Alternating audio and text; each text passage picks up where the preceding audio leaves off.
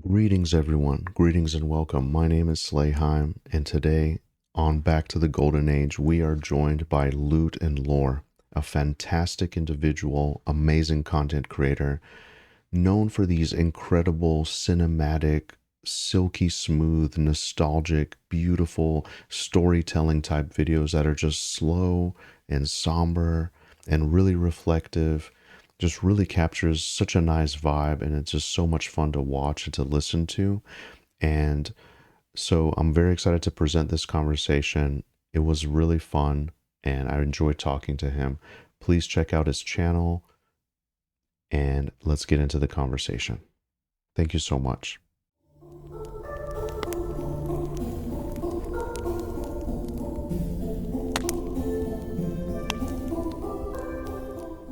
For people that don't know you yet, who are you? What is Loot and Lore for someone that has never seen the channel? Yeah, so hey guys, I'm Loot and Lore. This is the second time I've ever said that. First time was in our test call. It feels weird to say, but yeah, I'm the guy who makes the Loot and Lore videos. I just started maybe 4 months ago from now, I think is when I started making videos for this channel. There's some old like videos I made for World of Warcraft that was even further back, but that was kind of just a test. So that's where the name Loot and Lore came from. Is we talked about it before, where finding a video niche for WoW is kind of hard because there's so many creators, there's so many people, there's so many good streamers, good videos. So as a new content creator, it's kind of hard.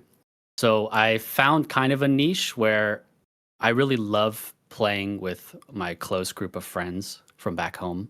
That's kind of my routine. Like on Saturdays, I'll wake up early, play games, whether it's WoW or, now Monsters and Memories. And so from making new characters and going through that journey, we've kind of got the 1 to 60 down to a science where it's like, okay, at this level, we're going to do this dungeon together. And we're always looking forward to dungeons and things we can do together. So my channel originally was like a dungeon quest guide, but I wanted to incorporate the lore behind the quests as well. So the loot came from the dungeons. The lore was about actually like reading the quest text and explaining, oh, maybe this guy wants you to do that or for this reason, whatever. So that's where that started. I only made like 2 videos and then I got really busy and it just never, the WoW thing kind of stopped. And then the reason I started making M&M videos is I originally wanted to stream it actually, but living in China at the time, I had to use a VPN for pretty much everything, which is something I kind of explained in my EverQuest video. Is that like doubles or sometimes triples my ping when I'm playing games or like streaming or whatever. So I realized that just wasn't going to work. So I thought, okay, let's just try the alpha test because it was an open test. I wasn't in like the friends and family one. And let's just hit record and see what happens. Don't try to do anything, just record, go through the process. And that's how I started making those first videos. They don't have a lot of views, only like a couple hundred or something, because I was trying to figure out what I was doing. But the thing I learned from it all was like I actually really like the narration and the story part the most.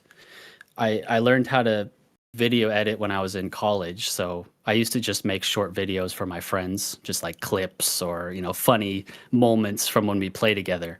So I took those aspects and kind of put them all together. And it's thanks to people like you and Squats and Robert that kind of were commenting on my videos in the beginning because you're like, oh, hey, I really like the storytelling or I like this part. And I was like, oh, maybe that is my strength. Maybe I should lean more into that. So that's kind of where once I started doing that, it all just started flowing. And I'm really surprised actually that that EverQuest video I made kind of took off, and there's so many wonderful stories that people were telling in the comments. And I was like, this is what I want. Waking up in the morning and looking at my phone and seeing there's like 5 comments, and they're these like they're paragraphs, some of them. Like I put some of them in my last video just to be like, hey guys, thanks for doing that because it's so cool. Um, and so every time there's one of those successes that I have fun doing, I figured, let's just keep the train rolling. Let's keep doing this because it's really fun. Like I'm not getting anything monetary out of this. It's just like a fun thing that I'm doing and meeting people like you and stepping my foot into the community it's been great. So yeah, that's kind of the origin of my channel and where I'm at. It's still super early, so we'll see where it goes. Yeah, no, that's beautiful. That was an amazing intro. And yeah, so there's certainly like a cinematic flair. Just like first impression, like the quality is amazing. When someone usually starts a YouTube channel, there's a lot of like sort of growing pains and stuff you have to kind of go through. But yeah, you're already coming in with a lot of like video editing experience, and that's really great. Yeah. So Yeah, I feel like I had growing pains. I still do, but I think I kind of got over some of them a little bit faster. Because like when I look at my first video, like I didn't know what I was doing. I was just kind of talking and observing things as I was exploring the city in Phalandraw. And I thought, okay, this is cool, but the mic quality isn't very good when it's live like this. And, you know, there's no chapters, like people don't know what I'm doing. And so those things kind of got fixed as I started going on. So I was like, you know what? I'm just going to do a voiceover story and then clip together pieces of the journey. And then that led up to my 10 questions video, which was kind of the culmination of my experience. And after that, I was like, okay, I'm just going to keep doing that.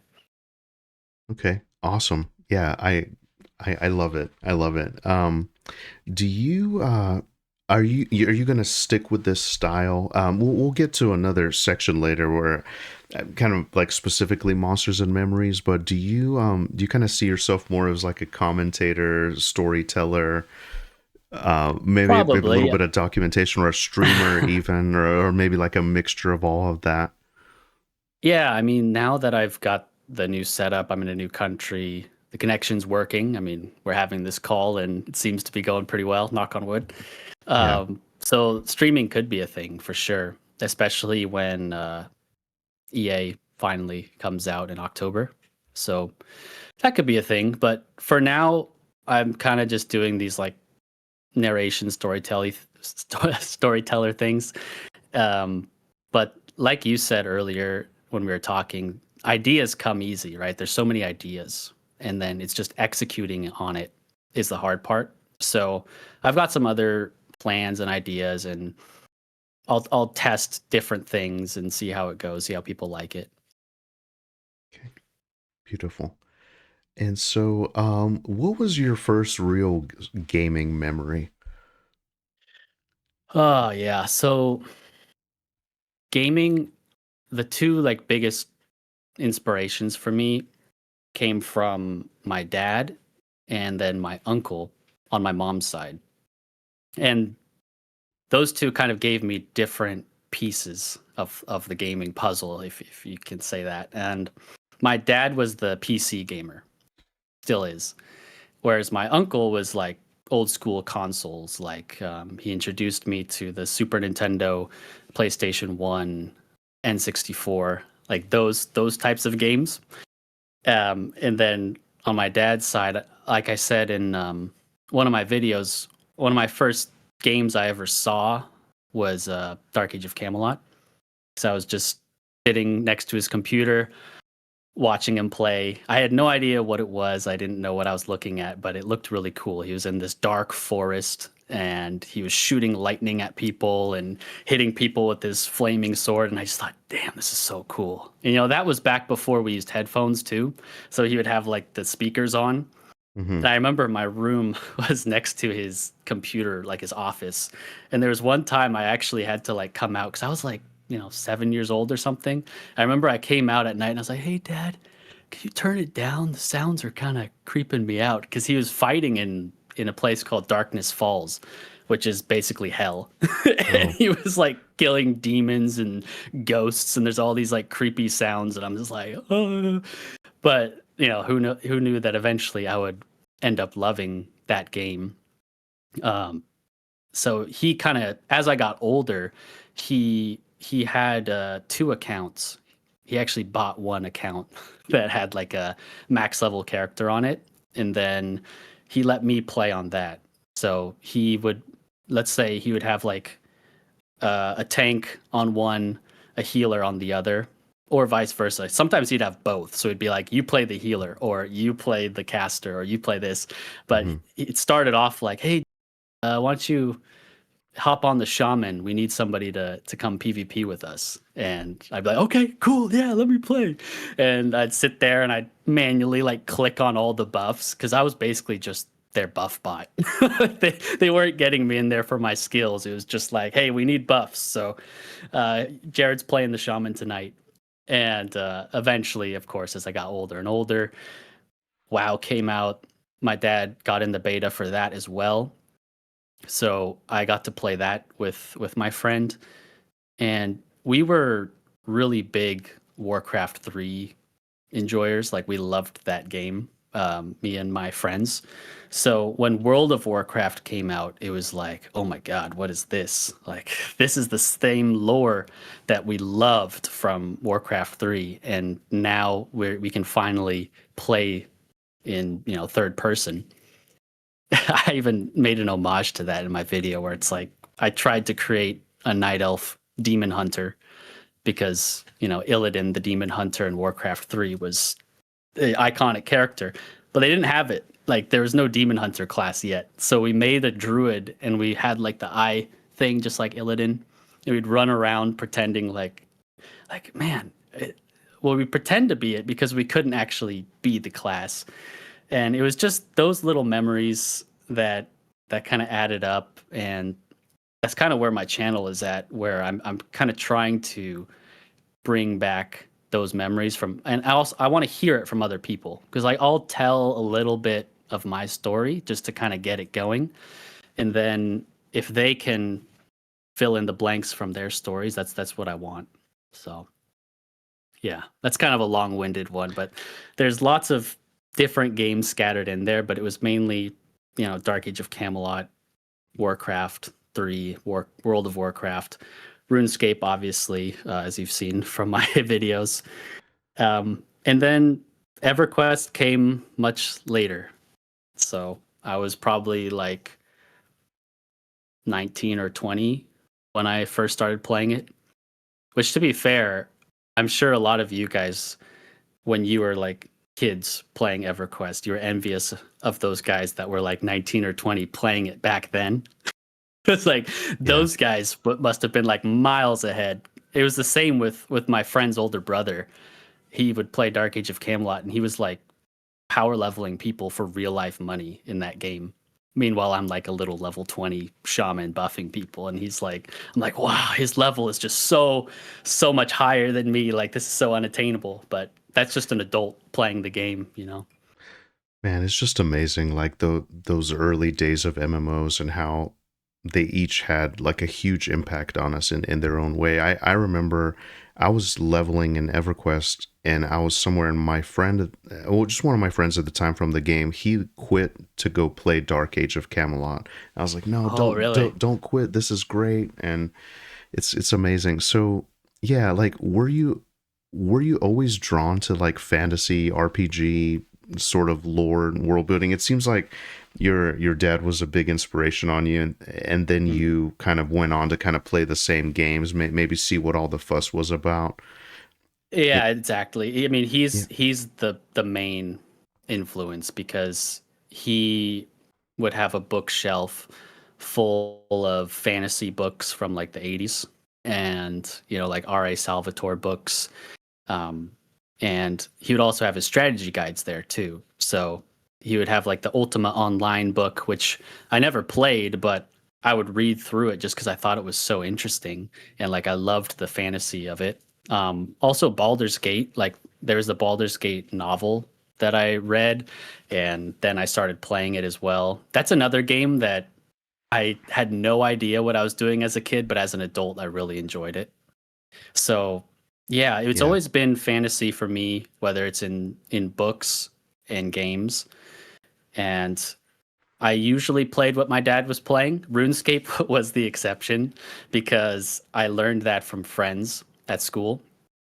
And he actually made fun of me for playing that game. He was like, "Dude, these graphics suck. Like, what is this?"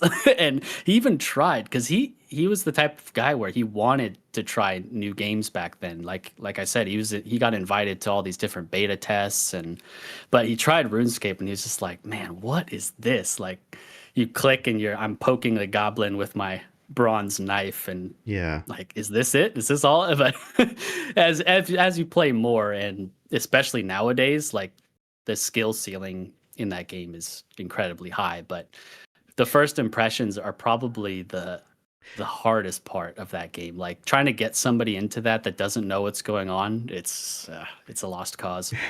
I gotta say, I do agree with that. I definitely see what that's all about because I've never played RuneScape, and from the outside looking in, I can definitely see that, and that's kind of how it looks to me. But also, Yeah. I know what it's all about and how these games go, so I know I would enjoy it if I actually had the time to play. So that's cool. Yeah, and it's a deep rabbit hole. Like once you get into that game, it's like it'll take you like 100 years to finish that game because there's just so many things you can do, so many different ways you can play it. So yeah, maybe it's best you don't dive in too deep there. That's amazing. Yeah, the depth of those games is you can still play today. It's really amazing. It seems like maybe this is just me being kind of like an old guy, but games today now they're kind of modular, colorful. Maybe kids today get a sense of that in certain games, but in general, like it seems like those games from back then just had this like darker, grittier feel. It's Yeah, it's yeah. really I always interesting. say it's soul. It just had Yeah. a soul to it, and especially when I'm making these videos, I don't want to always just be like old is better, like, these Oh, new games definitely. suck, Definitely. because that's not where I want to be. But there was something special about all these things we talk about. It's like game philosophy, if you want to put it that way, where it's like the philosophy of those games was like RuneScape was a bit of a sandbox, and you could even say that EverQuest is in some aspects where you're just thrown into the world, and maybe you have a class or archetype, but the rest of it is kind of up to you. You can decide, "Yeah, I'm going to go to this zone. I want to go here. I'm going to get there. I might die, but at least it's possible." And that's what I really liked. I really don't like the linear aspect of some of the newer games where it's like, nope, you have to be here, or like, oh, there's an invisible wall here. Like, man, it's, Yeah. it's not fun. Yeah. Definitely. Um, and so whenever do you have a game that like really pulled you in whenever you were stepping into your own as a gamer? Ah, man, I think,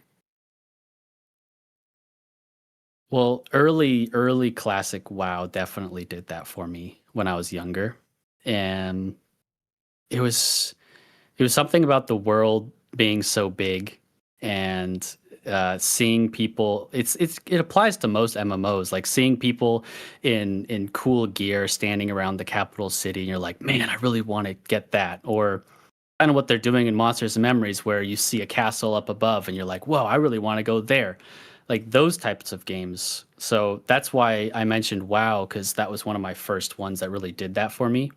Mm-hmm. Dark Age of Camelot was really fun, but it was more of like I play it to do RVR, which is PvP, with my friends because the mechanics and the idea was cool. But WoW was the first world that like really got me in there, and I still haven't left. Like I still play Classic to this day. That's amazing. Um, You know what's yeah. beautiful about World of Warcraft is, like you mentioned, it had all this pre-established lore already set Mhm. from the other games, like from the iconic Blizzard games. So then all that was already there. So when you create an MMO, it's just, yeah, it's amazing. I will say Yeah. you'd be hard pressed to find something that pulls you in the same way that like classic WoW did, for sure. It was Yeah. it was Yeah. amazing. Yeah, Yeah. that lore was it was almost like a cheat code. Like they took a risk by taking the Warcraft 3 engine basically and then porting it to an MMO. Like and the art style as well wasn't for everybody, but it worked and it was simple and it worked and the people that were making it were super passionate and they just wanted to play a game. They wanted to make a game that they could play, which is kind of where we're at with Monsters and Memories, and that's that's something that I really look when I'm looking at the developers. I want them to make a game they want to play and the world they want to be in. Awesome. And then, so what kind of player were you in those early days? Were you just kind of, exploring, grinding, PvP? I know you mentioned a little bit about role playing, completionist. I was, I think because of Dark Age of Camelot, I really liked PvP. But in WoW, the server that my dad played on was a role playing server. And like some people at school would make fun of me for that. They'd be like, oh, you play on Feathermoon? Like you should play on Illidan or, you should play on this. So I started off on that server and like my main guy was there and he was an orc warrior. And because of that, I've always played tank classes. So when I was playing, I would just do whatever I wanted. So even though I was on an RP server, I could still join battlegrounds and do PvP. So I was the type of guy who would join like no matter what level I was, even if like there were guys that were 9 levels higher than me. I would join just because I want to get in there. I want to get the action, get the honor. People would probably hate me now for doing that, but back then there was a lot more of those players, so it was okay. There weren't as many people with like the twinked out characters, and so we could just go in there and bash our heads together and have fun. Yeah, so that's kind of where I was. I was all over the place. I never like because I was too young and I was playing too many MMOs, which is kind of evident by my channel where like I'll reference WoW, RuneScape, EverQuest, whatever. So in Classic, I didn't even hit max level. I think I was in like the 40s or maybe 50. And then a new Dark Age of Camelot expansion came out, so I was playing that a bunch. And then when that game started dying, BC came out, Burning Crusade for WoW, and then I just like, okay, this is it. So I remember leveling to 70, from like 50 to 70, and then so I've never been like a speedrunner kind of guy. I've always just played it because I want to have fun and I'll do what I want to do, whether it's PvP or dungeons, and yeah. Yeah, that's beautiful. Do you remember your first character ever? Yeah, it was actually that character that we thought was gonna be Illidan or like a demon hunter. Oh, okay. Yeah. So yeah, but we didn't even play it. So we made him. He was a druid, and we're like, this is not Illidan. Like this is not it. Even though it looks like him, because they gave you the option to kind of look like him, but it's like, nope, this is not it. So we stopped, and this is still in the beta on my dad's account. My friend Sean from school came over, and we made a dwarf priest, which was I don't know why we chose that, but what I loved about it was the area, the Dunmoreau, the snowy mountain area, Yeah. and you get in there and the wind's blowing and the music comes in. You're just like, oh, dude, this is it. And we did everything wrong, but had so much fun. We went mining and blacksmithing, and we were like making chain shirts, and then we're like, wait a minute, why can't I put it on? It's like, oh, because you're a priest. We're kind of used to clerics that can wear heavy armor, like plate armor, in EverQuest, or chain armor for healers in Dark Age of Camelot. So yeah, we were doing everything wrong, but having so much fun. And then when the game finally came out, my dad made an account for me as well, and the Orc Warrior ended up becoming my main guy there. But yeah, my Nice. first character was a dwarf priest, and we would switch off. So like I'd play for a certain amount of time, and then my friend would get on, and then he would play. Like we did that a lot, whether it's at my house or his house before soccer practice. I was kind of the gamer that didn't mind watching someone else play, whether it was like my dad or my friend or his older brother. It was just kind of cool to sit there and see what they were doing. Maybe because the factions in these games, like you could be on complete opposite sides of the world. Like you can play the game for years and potentially never be in this other zone if you never played that faction. So I thought it was Yeah. really cool. Like I was Horde in WoW for so long. In Dark Age of Camelot, I was Midgard, so I was basically in Scandinavia.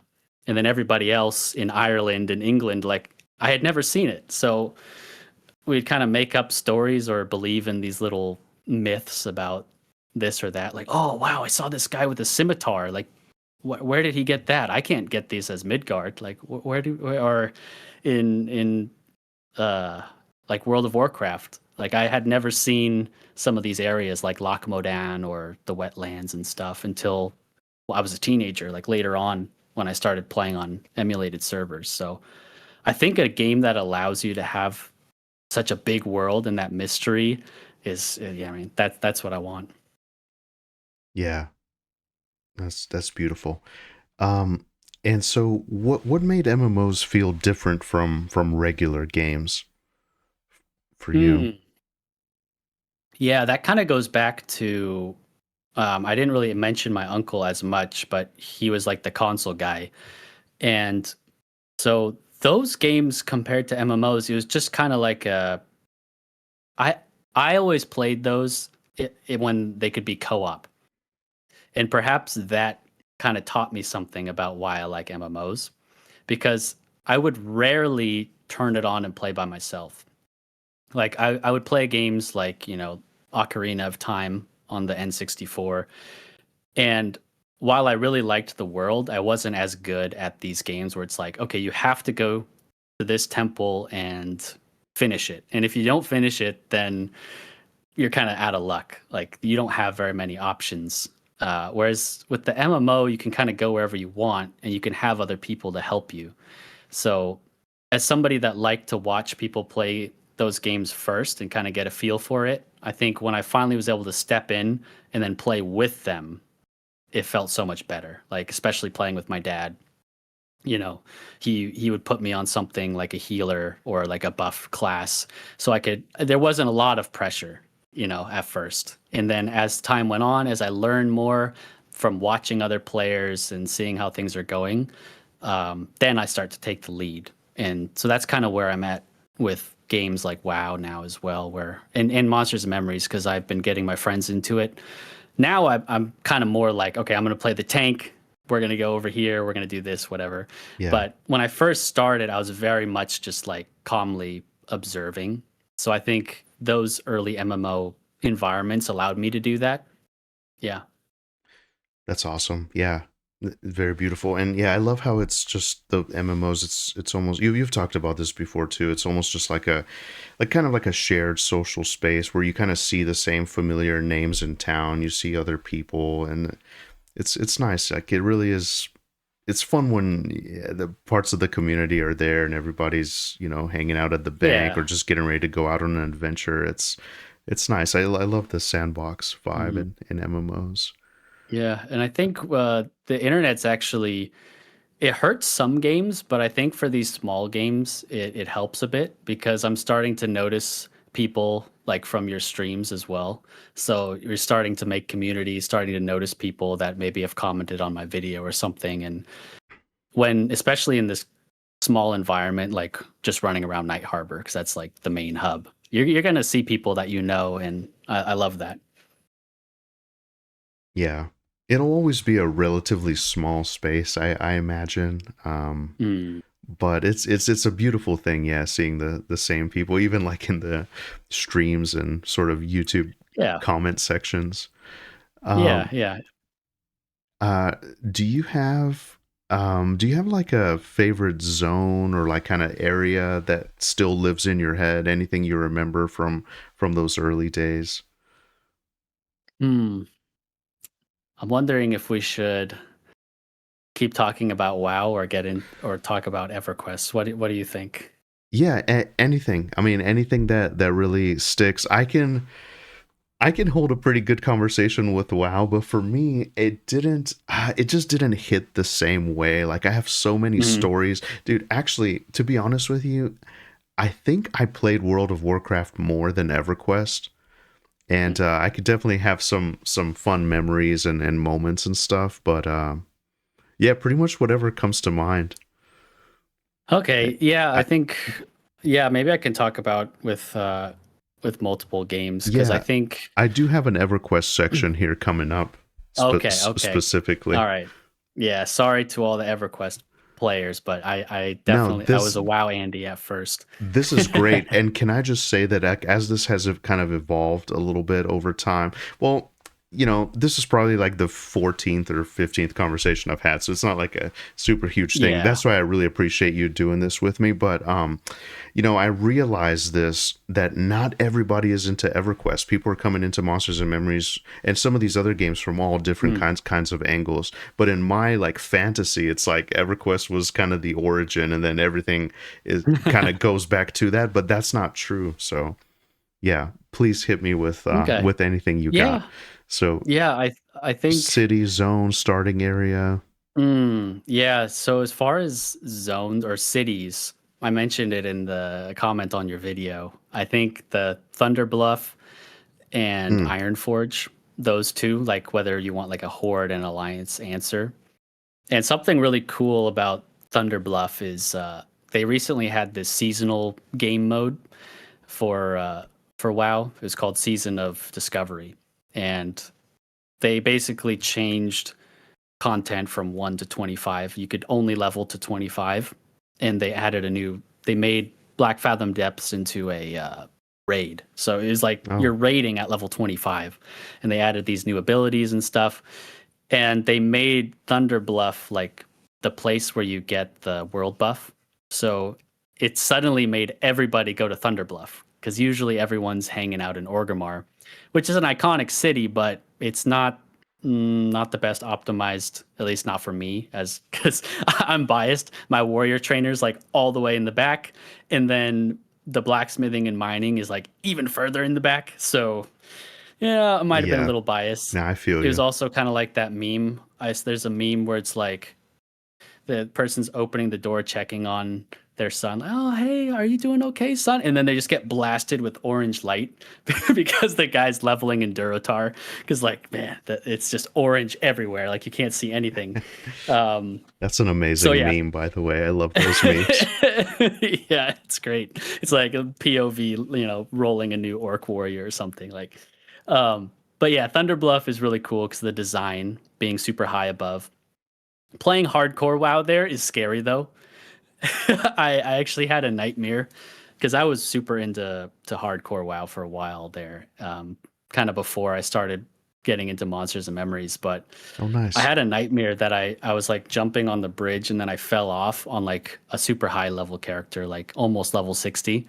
And I fell off and just instantly died and just that's it. You lost your character just because you were like strafe jumping in Thunder Bluff. But like the fact that you're allowed to do that is amazing in itself because you're like if really you have to lock in even though you're just in a capital city, you're kind of like "Ooh," looking around like Yeah. this. Okay, don't like pay attention when you're crossing this bridge or you're gonna either completely lose your character in hardcore or you're gonna have to do a corpse run.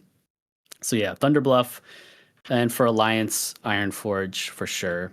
You know, being on the Griffin and flying in through the gate, and then there's like lava pouring everywhere. And as I said, I always do like blacksmithing, so that's just the best forge in the game. It's literally called the Great Forge. It just has some huge anvil in the middle, and you could jump on it and smith if you want. And there's something cozy about that. I kind of mentioned that feeling in Monsters and Memories when you're outside and you've been fighting all night, all day, and then you come back to town with a full bag of loot. You didn't die, you didn't lose any experience. Like coming back to town and selling, doing these small things, it feels so good. And I think for WoW, doing that in Ironforge just felt really cool because it's like, oh, I'm safe. I'm in this mountain. You can hear the clanging of hammers and like, Yeah. yeah, I love that feeling. Nah, it is beautiful. There's nothing like coming back to town with a huge haul for sure. Exactly, And exactly. I love that. man, I gotta say, the presentation of the cities in World of Warcraft was just like absolutely amazing and iconic. Like EverQuest did Hmm. that too with like the theme. The theme is certainly there. Like, okay, this is an elf city, this is a dwarf city or whatever. But World of Warcraft just really had that like cinematic flair and like ambience Yeah. and everything for sure. Like Yeah, the crazy, absolutely. like everyone knows the Stormwind music when you're like walking into the gate. Da, da, Y- da, y- da, da, and you're just like, oh yeah. Like even though you're like a level 12 paladin, wearing rags, you suddenly feel valiant. Like, okay, I'm this Yeah. this I'm the real deal. Absolutely. Yeah. Yeah. That's yeah. Um Yeah, and it's beautiful because I was Horde for a really, really long time, and I would like fall into it, like, no, I'm Horde forever, like Yep. screw Alliance, you know. And then I tried Yeah, it, I my was like, oh my man, this is amazing. my dad's definitely gonna give me crap for talking about Stormwind and Ironforge. That's for sure. Because that was how it was back then. Like Yeah, in Dark Age of Camelot, we were Midgard. If he saw me playing Hibernia, he'd be like, "What the hell is going on?" yeah, And then same for Horde. It's like Horde till we die. yeah. But then as you get older, you try different things and you realize, oh yeah, it's not too bad. Yeah, and it's amazing if you think like now and see nowadays PvP isn't generally now don't get me wrong, there is a certain set of people they love PvP and they want it to be just like the good old days. But World of Warcraft did a really good job of like making people like really get into the PvP aspect of it. I mean, to this Oh day, yeah. now here's the thing, I haven't played like every single game that's come out. But World of Warcraft just did an amazing job of really like instilling that mindset in people and kind of making you fall in love with like the blue team versus the red team and whatever, and then just those like I like how it slowly starts like, okay, yeah, you're in Stormwind, that's like the seat of power for the humans, and you kind of go and like you learn the surrounding areas, and it's like Mm. it's relatively safe. You might see Horde like occasionally, but then like as you get into those contested areas, that's when it's like really, really fun.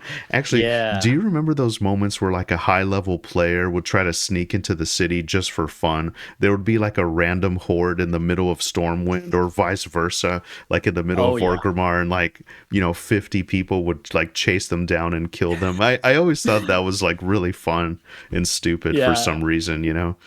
Anyway. Yeah, people still do that. Like there's a WoW creator named Peo, and I remember he has like a dwarf rogue or hunter or something that's just camped constantly in Orgrimmar. and That's and he funny. has all these different abilities or like trinkets he can use for like movement speed or jumping. So he'll like come jump down, kill somebody that's flagged like instantly. And then it's like this grand escape where he just like pops all these things and he starts sprinting away. It's not like he's, completely griefing, because he only kills like one person. And That's then, funny. Getting but he makes it assassinated like in your own city. You think you're exactly, safe, exactly. nothing can happen to you, and just getting ganked randomly. That's Yeah. hilarious. It's like keep your flag off. But if you see someone flagged, he's gonna get you, and then he's gonna run away. And he's doing parkour on the rooftops, like over the auction house or something. Like, That's yeah, really fun. that's cool. I love how you can do stuff like that. See, man, I love that. I love that in games, and I really miss that. It's just like, Hmm. just because you can. Whereas now Yeah, everything just seems to be on rails. You can't fall off anything. You can't. Everything's super safe. You're just herded along. Yeah, it's beautiful. yeah. What a I beautiful game. remember What a beautiful when time. it really was when Burning Crusade came out and the Blood Elves came out. Me and like three or four other friends made new characters, and we realized that their little like level 1 vendor items that you could buy looked really cool. So we're like, wow, why don't we since I obviously we had mains, so we put fiery enchants on those weapons and we ran all the way to the human starting area. So we were like level 2 or 3, like maybe from exploration experience. And even though people there weren't flagged, we would all hide behind a tree, and then one guy would like run out and start dancing in the field, with his flag, like PvP flagged, and hoping somebody would attack him. And then as soon as they did, we'd all run out of the bushes and kill the guy. Like we didn't get anything out of it except for just fun, and so I miss doing stuff like that. That was really, really good times. Yeah, for sure. Man, I gotta say, you're making me remember all this stuff. Like part of the Yeah, reason that's what I why hope to do. I started streaming and just kind of like doing YouTube in general is because I want to capture memories like that. Because see, I can tell you all about it, you can tell me all about it, but like I don't have the footage to show you. So sometimes it's fun when you actually have the video, when you have the memory. And man, to this day, like I was never like an incredible player, like I made it pretty far in PvP actually, but I don't think I was like truly like, among the best. But there was a moment where I was in Stranglethorn Vale and I got the drop. I was a rogue. I was like level 30 something, just kind of leveling in Stranglethorn Vale. And there was 3 Alliance doing a quest and I got the drop on him. I used that element of surprise as a rogue, killed Yeah. the healer very quickly. The other 2 guys were confused, just kind of backing away slowly, trying to figure it out. I killed the other guy, and then I had like basically like a 1v1, and it was almost like Yeah. impossible because they started to understand like, oh man, let's get this guy. And then I ended up just killing all 3 of them. It was amazing. Hey, And it's just like one of my greatest moments, and it was just a random encounter, for the just horde.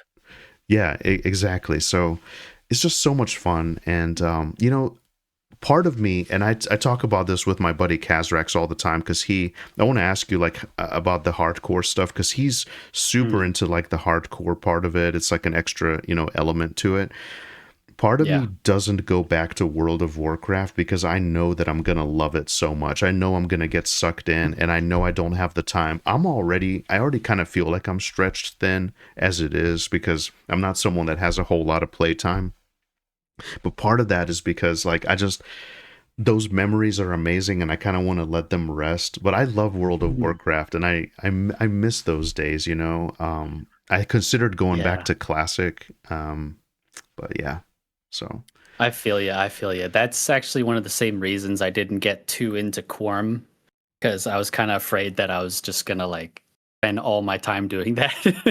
But I dipped my toes a little bit. Um, but yeah, what you're saying about those memories, what's been interesting for me, as somebody who makes videos about stories, I actually, for some of them, I have to go back and almost like remake that memory, which is actually really fun. Like it's kind Yeah. of cool. It's an excuse. Like I don't really play Dark Age of Camelot anymore these days, but for some of my videos, when I was talking about my first character, I was like, I'm in Fort Atla, I'm running on the beach and whatever. I made that exact same character, went to that same spot that I was at when I was a kid. And I think it's for one, it's really cool that I still can do that because now there's so many options for playing these old games with private servers and stuff. Because for a while there, it felt like it was lost.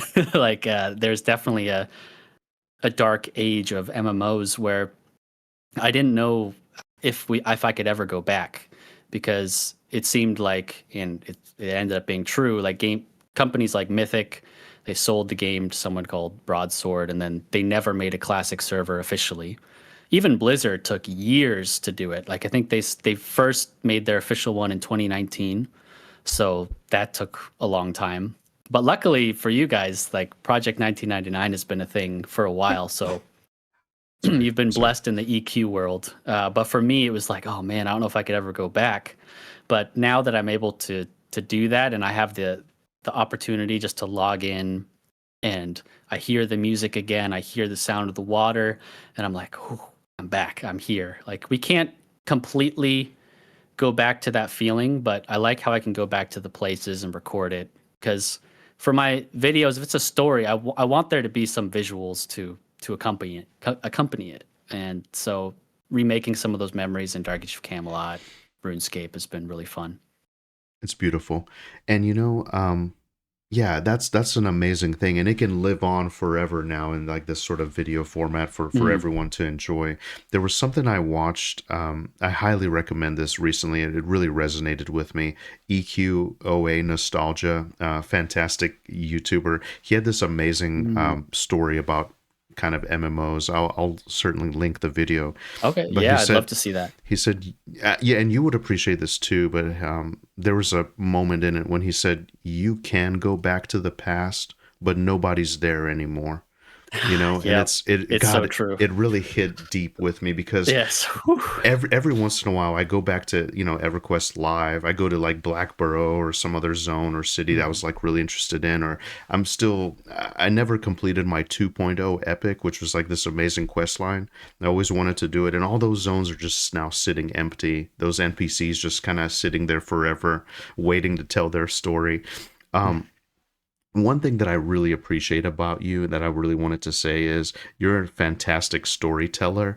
And that's kind of, it's difficult to do that in a genre where, like, some would say it's like boring, especially with EverQuest. It's like static groups, kind of like Mm. you're basically just doing the same thing over and over again. So it's not like exciting to watch. It's very intense gameplay if you kind of understand what's going on. But just from the outside looking in, there doesn't seem to be a whole lot happening. So for you to transform that into this like cinematic story and stuff, it's really beautiful. It's kind of reminiscent. There's an EverQuest YouTuber called Ion Blaze that's like, I think, is a Mm. fantastic storyteller. He can kind of describe these group scenarios of like something going wrong and just like really hype it up. I think he does a good job of that. And Yeah. there's certainly you encompass a lot of that. So it's Oh, really thank cool. you. Thank you. Yeah, it's there's a lot of cinematic moments in these games, and actually one of the first things I was thinking about doing for videos was just something very basic, which was just finding those spots and just having like still footage with music or something. Because I'm drawn to those types of videos, whether I'm like studying, I'll even listen to like Dark Age of Camelot ambience, and it's just somebody standing there like looking at a glacier, at night. But there's something about that vibe that I really love. So some of my shots in my videos are just that, but it's with narration over it. So it just kind of worked out that way. And I think part of the reason I started making these too is because I wanted some people to understand what was going on. Because, like you said, when you just look at it and, let's say you're watching a cleric stream and, he's just sitting. It looks like that's what it looks like, right? Like, oh, this guy's just sitting here. What's going on?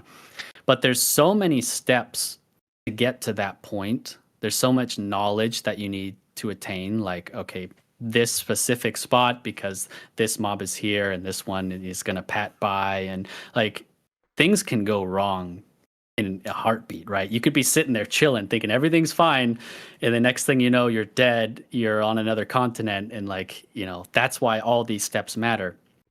And for a game like Monsters and Memories, like you said, there's a lot of people coming in from different games like WoW or whatever, and not all of them played EverQuest, so not all of them get it. So I'm not an expert, but my EverQuest video was me just kind of being like, okay, I can understand what's going on here. And it's not just for my own validation, but it's like for other people like me. Like, hey, sit down by the campfire. Let's just talk about this in like a calm way. And let Hmm. me show you why I think people love this game so much and why it's more than just the cleric sitting there, in Blackborough. Like everything he had to do to get to that point is complex, whether it's looking at the wiki or finding stuff out from your friends or guild mates or whatever. So yeah, that's that's kind of where I'm at and where the videos are at, and I'm hoping that people can come into Monsters and Memories with some of that knowledge. And if I can help them, then I'll be happy. That's what I want. Yeah, beautiful. Same for me. Yeah, Um, yeah, you're killing it. we got to link up sometime in Monsters and Memories. It's gonna be great. I don't know if you're going in with like a static group. I'll ask you later, like kind of what your Sure. strategy is like early on. But Mm. certainly for me, like I'm always open to playing with whoever people from the community. Usually Yeah. it fills up pretty quickly. It's actually interesting. Like when I first started, I was. I mean, not that I'm some big streamer, but I started playing. I was like, oh, this is amazing. I had LFG up for hours. I'm like looking for someone to play. Maybe I get a partner by the end of it. but now it's just I don't have much trouble finding a group, and it feels nice Mm, because I'd like to try rogue. I'd like to I play classes that are like very much group dependent. So, but it's mhm. just the perfect game to play with like one or two buddies, and I think it'll always stay that way. And I think that's really amazing because we can pick it up, 10 years from now. Be like, hey man, we haven't talked in Yeah. a while. Do you want to like hop on Discord, maybe catch up, maybe kill a couple things? It's a perfect game for that. Yeah, and So, from your experience, this is EverQuest 2.0 in a way where it's like you've already learned so much from EverQuest. You already know kind of what you want for groups. And so coming into this with all that knowledge, you know what you need. Like I'm gonna get these friends to play. These guys love EverQuest, or when you're streaming, someone wants to join. It's like, oh yeah, that'll work. It's you don't. I like how you don't have to min max too much. exactly. You Yeah. can, you obviously can, and that's also good, right? I love how you can have both, but you could just like in your stream where you had the monk tank, Ukutor was tanking on his monk, and everything worked out fine. You just had a bunch of people together that knew how to play the game and were having a Yeah. good time, and it worked. So that's how I want to play. Yeah, that's one of my absolutely. Yeah, you said it. It is in very much a spiritual successor, I suppose, but although I do have Hmm. an issue with people calling it an EQ clone and just kind of dismissing Oh it as yeah, such.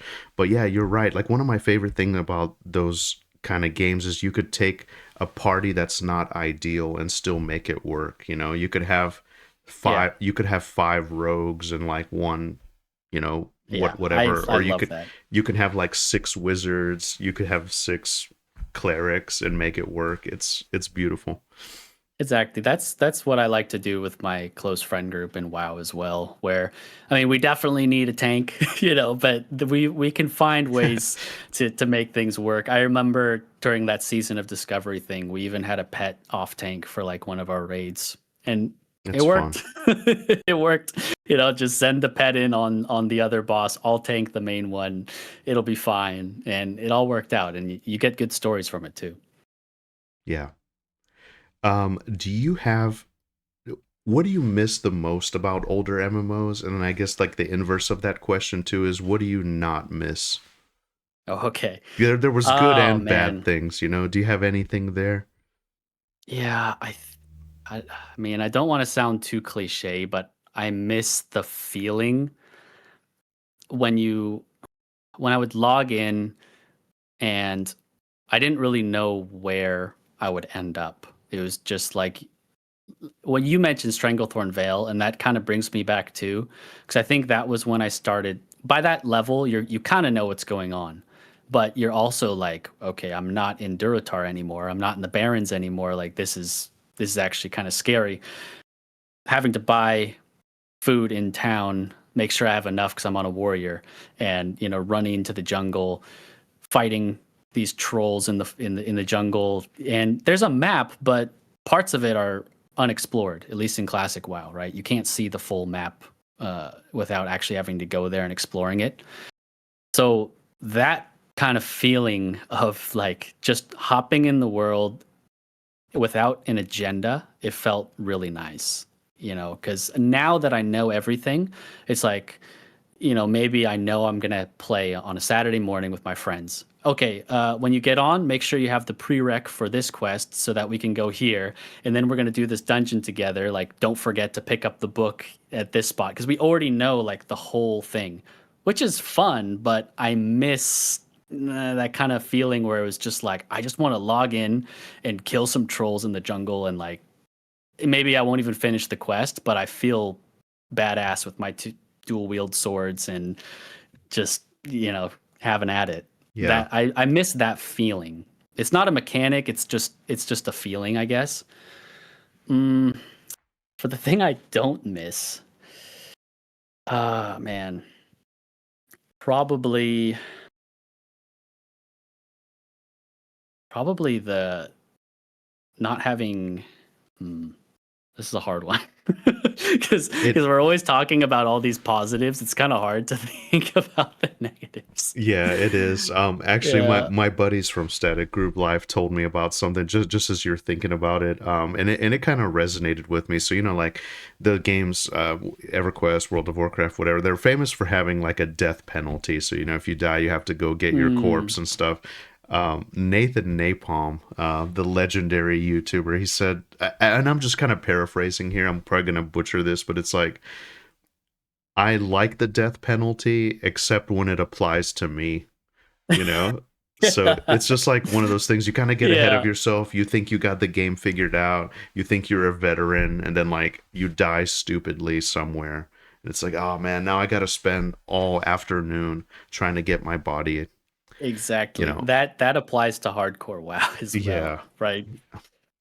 Somebody's been like this happened to me once where someone was taking my mobs because I was, of course, it's like, oh, my mobs. But when I'm charging towards a mob as a warrior and then a druid moonfires it and instantly tags it and then runs away to like let me finish it, it's kind of like it's stealing, right? This person was doing that like for this whole camp. I remember it was where I was killing furbolgs in Ashenvale. And later on, like as it progressed, I looked to my right and I saw an entire camp chasing her down, and she was dazed. And I was just like, she's the opposite faction too. Like some people might help, but I was just like, I'm just gonna see what happens. Like maybe she has a health potion. Nope, she's down. And in hardcore WoW, I'm like, she's gone. Like that's it. She's going back to level 1. Yeah. So yeah, when it doesn't apply to me, it's like, oh, ha, ha, ha, look at that. But then when you die at level 40 or something to a disconnect, or you fell off of Thunder Bluff like in my dream, yeah, it's not great. Yeah. No, yeah, that would be Yeah, my I can answer. agree with Just him like on that. I'll horrific. steal his answer. horrific lag horrific lag, like Yeah, like stuff when it's not your fault, like those early worlds, they took a lot of juice, I guess, to sustain, so sometimes the yeah. connection wasn't good. So it just sucks when you were fighting a boss and you were also fighting your internet connection, and I'm sure you know that, as you mentioned, It came back. the Great Firewall of China or Yeah. whatever. It's Yeah, yeah. that's actually a good. I was one of my first thoughts was internet, but I was trying to think of like a mechanic. Like I think 40-man raids is something that I'm not really a fan of. Like in classic WoW, and it's not really something that got fixed per se in modern WoW, but more so that I would prefer it just to be EverQuest style, where it's just you can bring a huge group of people because I didn't like how it was an instance thing. It felt like kind of like a clicky thing where it's like you have to GDKP and you have to do this and this and this. So I never really got into raiding for that reason. Like even if it was easy, Hmm. there was this sort of imaginary barrier where it's like, oh, raids are hard because we need 40 people. But it's Hmm. like, in reality, you had a bunch of people with dial-up internet, clicking with no keybinds, just like clicking their spells and, doing terrible DPS, but it still worked, right? Yeah. But there was this barrier to entry that unfortunately worked, and it prevented people like me from ever doing it. So I guess that's probably my answer is that sort of rating environment and instances. Yeah. What's crazy? I just now thought of this as you were saying. When I played EverQuest back in the day, like voice chat wasn't a thing yet, or maybe like the very Mm, early days yeah. were, but I'd never like used it at the time of playing it. And it's by the time I got to World of Warcraft and stuff, I think TeamSpeak was a thing. I think that's Yeah, what we used. Ventrilo. Ventrilo, yeah, that was a Yeah. good one. But I can still hear the sound when somebody like unmutes the "Meow, yeah. meow." Man, those were the good old days. I'm telling you, there was just something so I don't know. It was just something cozy about it now after the fact. But Yeah. um, so Yeah, it even with the blown out mics and stuff, everybody like but it worked. It worked. It got the job done. yeah, exactly. Um, but I was gonna say it fascinates me how people back then, even in World of Warcraft 2, you could organize like such huge raids, and I think in EverQuest it was like 72 people, and at a time where like those kind of things, the communication was in its infancy. So you had to explain stuff. There had to be a strategy, obviously. You can't just run in, because there's been raids where like the main tank dies or whoever you're trying to organize, but you're trying to type. Meanwhile, the dragon is just like decimating people. And Yeah. so yeah, it's really interesting how people got that done. Like those early Yeah. pioneers that really paved the way. It's amazing because if you think about it, I mean, I think there will be maybe like another boom. That's why, hence the golden age. But because some of those guys, like the early pioneers, they're maybe like close to retirement or maybe retirement already. They're Yeah. looking for something to do. But in general, like those early pioneers that really paved the way are like largely gone from these games. So it's just really interesting how the chips have fallen, I suppose. Like anyway. Yeah, yeah, that's what I meant where it's like they got it done. And I hope that we can carry that feeling back because there's different groups of people like that really want super hard raid content like for retail WoW. And so that exists. That's great. But I think for games like Monsters and Memories, perhaps keep it more simple. That's what I think. Just allow people to get in there and figure it out. That might be the good way to go. But it's hard to please everybody. Yeah. It is. It really is. And then also it's tough to make it to where it's like perfectly balanced. Like balance is always a thing. I lost my train of thought for a second. But yeah, I think yeah. And it's also dangerous though too if you think about it. You could maybe you could try to cater to everyone, but then you get a game kind of for no one. So I appreciate that the devs are kind of sticking to the vision. And I'm just being like an armchair developer here because I don't know the logistics of like Of making it course. happen. Yep. Maybe you could have some kind of super hard zone, like end game raid zone, Hmm. but then maybe those items and equipment and whatever could maybe work. Maybe there's some kind of weird energy maybe in that castle. So maybe your like amazing loot can be only there or something like that. I don't know.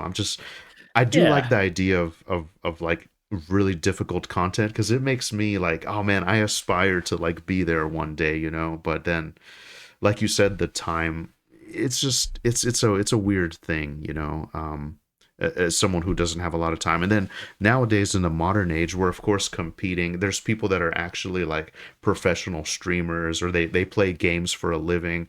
So Yeah. for us mere mortals that have jobs and Yeah. stuff going on, it's just tough to make it all happen anyway. Yeah, there's some things with difficulty like with what RuneScape does. They have more of like the horizontal style progression. So like 99 is the highest level you can get. And it's been like that for years. You can't get a skill higher than that. But they're still coming out with new content that the players are voting on. And what I liked is that some of like the super difficult stuff is actually just like a cosmetic like reward because they realize that people nowadays still like playing old games, but people nowadays also like to flex. So back then it was like you see the guy in the tier 3 armor standing in Orgrimmar and you're like that guy's really cool. But that's not enough anymore because a lot more people can get it. So RuneScape was like, okay, if you do the hard mode version of all of the hardest bosses in the game, so they're already the hardest bosses, and then let's make them even harder, or you have to do these self-imposed challenges, then you can change the color of the best armor in the game just to flex. So that doesn't impact anybody else, but it makes those guys feel cool because they like challengers, but it doesn't Yeah. disrupt the BIS items, the best in slot and stuff.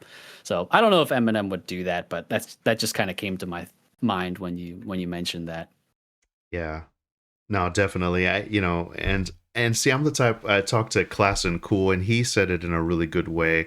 He's just a cheerleader for the game. He's just happy to Yeah. play. He doesn't want his ideas in it. He doesn't want to influence the devs or whatever. Because there's people that get really hung up on that. We'll talk about it later. But part of me, Mm, even though I know I'll never get it, part of me does just like okay, make it hard, make like this amazing item. Like, well, what are those weapons from?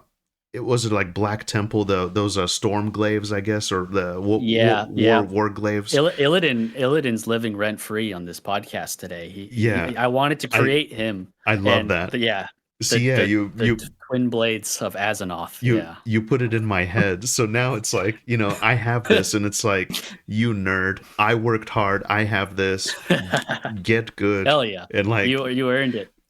kiss my boots or like kiss my ring, just Hmm. get back out there, noob. I love Now I that. I see it. love like the shit talking aspect of it. I don't know. I think it'll be cool to get items like that in Monsters and Memories. But anyway, like Yeah, epic yeah. items, epic. Artifacts and WoW, epics in Yeah, EverQuest, like that kind of thing. We need it those fires me super up, man. cool, yeah, iconic looking weapons that when you see it, you instantly know what it is, right? Yeah, And and you know now I what's see why you've funny? got that green behind you. You've got the fell flames coming up. Yeah. Oh, dude, you're making me want to get back into WoW. I do have a buddy that's like trying to get me back in it.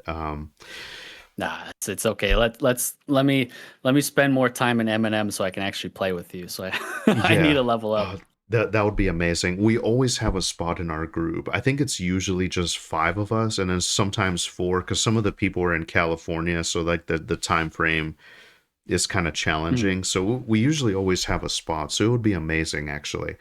Okay. Um, Yeah, maybe if you have an alt in especially in EA, because a lot of us right now kind of use the beta excuse where it's like, oh, I'm not trying to go super hard right now because it's the that's beta, that's my you excuse. know. Hmm.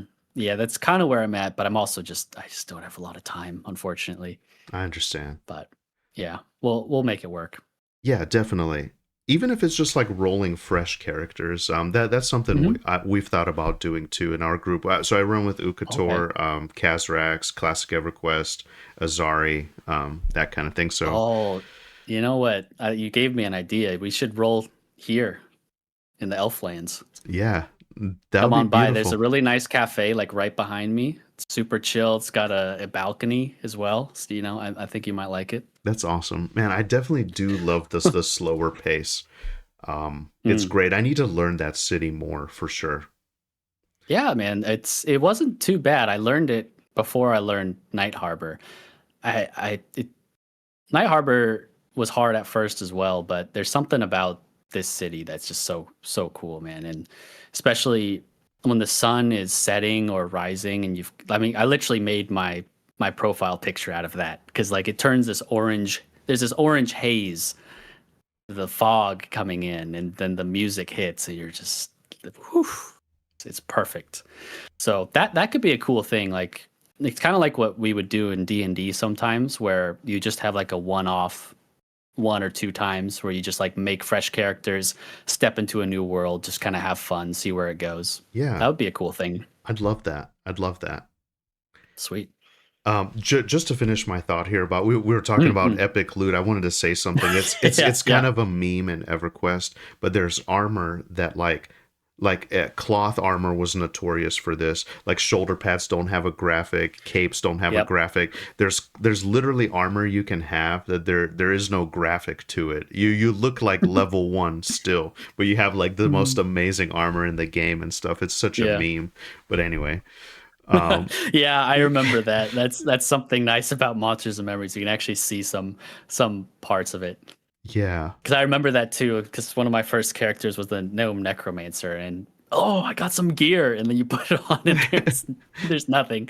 But the starter robe looked cool at least. At least as a necro, you had the black robe, and that's pretty much all you need. Like that's pretty badass. Yeah. Glad you're having a good time, even though it's crazy early for you. No, Do you it's usually all do good. these in the morning your time? I've only ever done like one of them in the morning. Yeah. Yeah. But Okay. like Well, yeah, I but appreciate mid it because I know we've got a crazy time difference. weekend mornings are perfect for me. Yeah, no worries, no worries. And then like on the weekends when I do have like these power sessions, I think this is around the time I usually get on. Like if I could have my ideal perfect morning, it would be around like 6, 7 on like a Saturday, Sunday, Hmm. with some Yeah. coffee.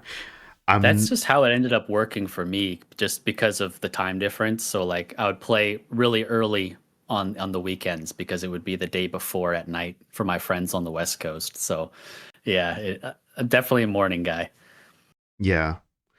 Um, and I think classic EverQuest is too. A lot of his sessions are in the morning. He works a lot, and it gives me hope because like sometimes, man, I really lament the time. Like it's like I gotta work, I got all this stuff. Like my wife isn't like super into games. It's really tough to find the time. You know what I mean? So I have this dream. I don't know if it's gonna happen. I need to get back on the right track, but like jogging and whatnot. But like I dream of like waking up around this time and having like 3, 4, maybe yeah, maybe like 4 hours is a nice sweet spot for me before I get antsy and start moving around. But yeah, I have a dream of just like getting some playtime in the morning because I know I won't have some later. All right, well, this is good practice. You know, Yeah, it is. You seem to be doing pretty good so far. It So is. Thank you. yeah, Thank yeah. you. Yeah, I have my best thoughts, my best energy in the morning. Work just sucks everything out of me by the time I get home. Just like, Yeah, for sure, for sure. I'm trying to stay in the zone here as well because like I had a full day oh, gym in okay. the morning, Oh, nice. school as well, in Japanese, of course. So, I'm sure. um, I'm sure you but have to. I'm good. I'm sure you have to walk around a lot there, maybe commute. It's like just Mm. the I guess like the I'm kind of curious just as someone Yeah, who's go been for it. interested in Japan, but like actually my I have two really good friends. Long story short, I don't want to take up too much of our time here. They're from California originally, but they moved to Japan. They do like I mean, I don't know if they still I know they teach English just kind of like as a baseline, but then they want to do other stuff too. Like I think the guy, he's got other jobs and stuff going on. It's just kind of Mm. hard to get a foothold, but they're living the dream. They're basically renting their house in California and they're just like living in Japan. They're in Uh, Hokkaido, I think it is. I'm not really Hokkaido. sure. Oh, yeah, yeah, Probably yeah. I butchered. actually really want to go there. That's the big island up north. So Nice. there's a lot of beautiful places there. The ocean, seafood's really good, but then they've also got vast plains and mountains and Oh, yeah, dude, I I'm want to. drawn to cold places like that. So I definitely want to visit.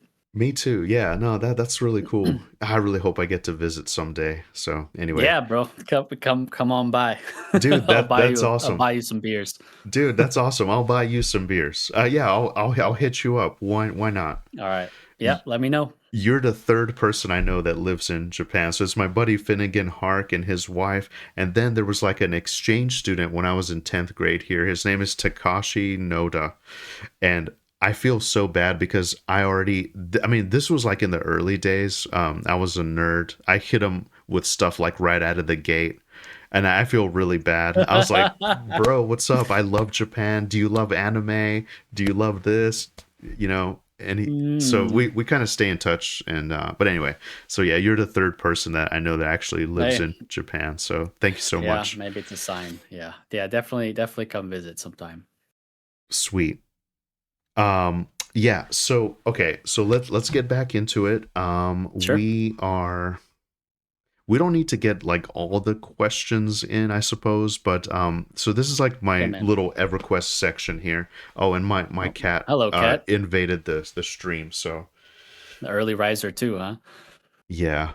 Um So, what is your relationship with EverQuest Hmm. specifically? Okay, so for those that didn't watch my video, or for those who did watch it, I might repeat myself a bit, but it came to me through a friend in college. So I think I was already a junior. It was like my third year in college at that point, and he at that time we were just playing on a private server for WoW called Nostalrius, and Oh for yeah, people who know, who they know, right? That was like one of the best first classic renditions of WoW that famously got shut down by Blizzard. it got nuked.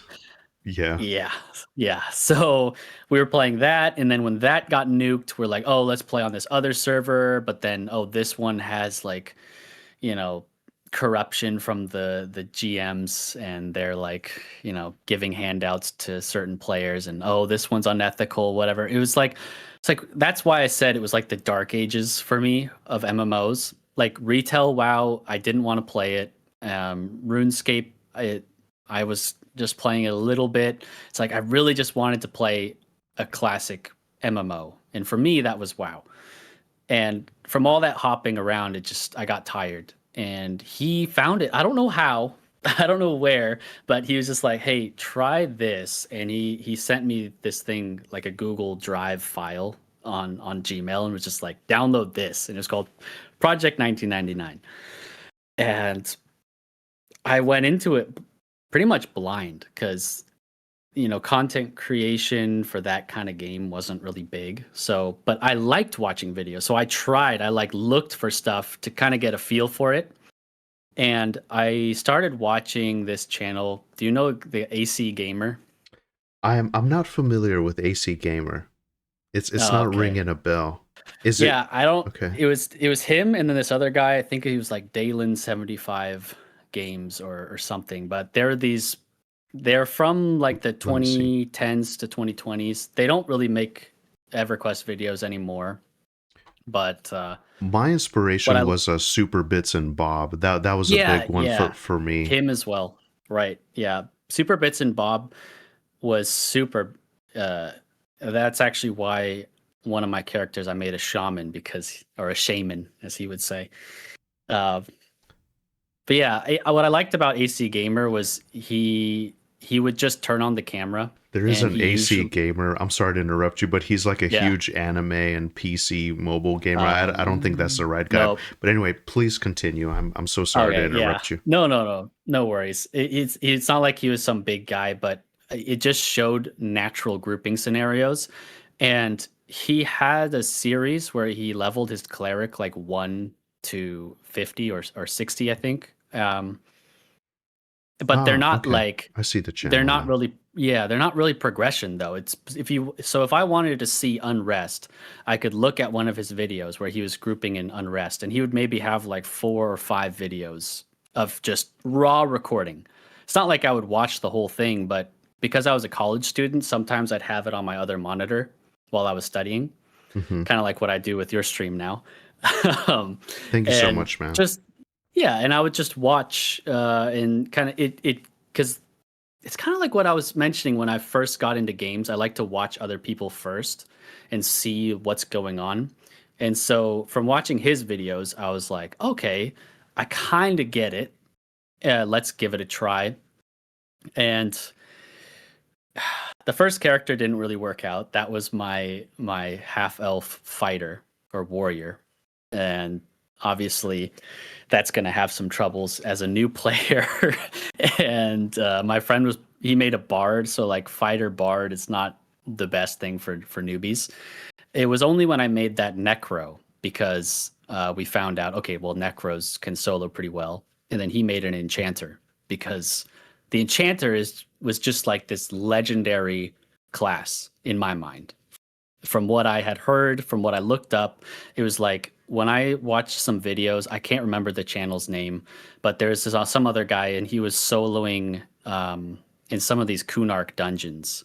I can't remember what it was called. Something Stones, Howling Yeah, Stones. Is that Howling Stones. Yep, that's one of the yes, he dungeons. was Yeah, soloing in there as an enchanter. And for me, coming nice. from WoW, where it's like you need to have a group, that actually reminded me more of like Morrowind, which was probably my favorite single player game. Because Hmm. the way that you can hover in EverQuest, you can levitate. It's Hmm. just like Morrowind to me, where you can kind of break the game in a way, Yeah, and that's that's like that awesome. sandbox aspect. So for me, I was like, all right, I'm just gonna play Necro, take it slow. I've got a pet. This is working out pretty well, and he was gonna do the Enchanter because that was this legendary class. And I think we only got to like maybe level 15 or something. And then that tragic incident happened where he got offline. I ran to Kelethon and I saw the lift and I had no idea what it was. And I just ran straight towards it. And the guards just instantly dropped me. And my body was like kind of like halfway sunken into the platform. So like even when Wow. I like kind of ran back because I knew it was hopeless, but I still tried to run back anyway. And at the time, I didn't really know that I could how to ask for help. I didn't really know about like dragging corpses and that kind of thing. So I was just like, well, he's gone. And a similar thing happened to my friend's Bard, where he like fell in the hole, and then he basically just figured his character was gone. So we just moved on. So that's kind of why, like, when I showed the characters that I made, I have so many different ones because I wanted to try all these different things. I think the highest level I got was only like 20 something on my paladin, but I just Yeah. I really enjoyed it. Like it's stuck with me, and whether it was watching the videos or actually being in the world, the only problem is I just wish that I had more people to play with. Because when I watched like AC Gamer, he would always play with this static group, and then they would throw in other people that would join as well. And he was always in some cool dungeon or doing some camp, and I was like, man, I wish I could do that. And just seeing like the warrior with the dual wield just like going crazy with haste, I was like, I want to be that guy. But Yeah. instead, I'm out here, like standing around the druid circles hoping I can get a regen spell or something to keep me going. um Yeah, I but feel yeah, that it can be a very different game solo for sure. And then Project 1999 is like notoriously hard. It's like the true classic yeah. EverQuest, you know. Yeah. Which at that time, that's what me and my friend wanted. I think during that time, it was very much like, we want the classic version. We want this to be hard. Yeah. And I still enjoy that, but just for like different reasons now. Um, and so that's why I'm super stoked that my friends are playing Eminem. Yeah. And I've been making all these videos, and they've been kind of like following it. They're like, man, the game must be good if you're making like a channel about it and stuff. I'm like, yeah, trust me. Like, come on.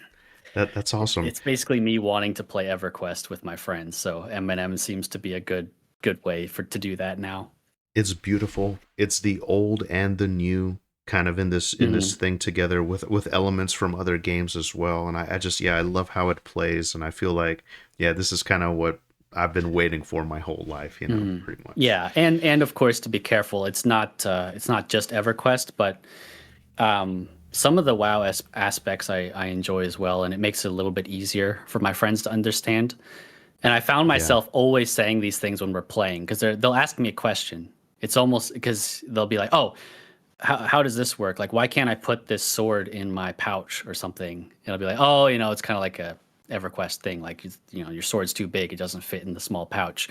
You have Yeah. to get a backpack." And they're like, "Oh, well, how do I get a backpack?" And I was like, "Okay, well, it costs a gold at the vendor, but I saw some other guy selling them for 10 silver at the bank. So maybe hit this guy up." And then I give him a name, or like, what does this spell do? I'm like, well, in EverQuest it does this, and sometimes it transfers over, sometimes it doesn't. Like for example, turning in quest items. Have you noticed that? Like, I remember in Project 1999, you had to do them like one by one because sometimes you'd give the guy like a full thing of belts, and then he'd take all of them, and you'd only get like one reward. Yeah. But in Eminem, like you could just put in a stack of Ashira tails, and then he gives you all the stuff. And I was like, yes, oh my god, because I told my friend like, oh, make sure you do them one by one.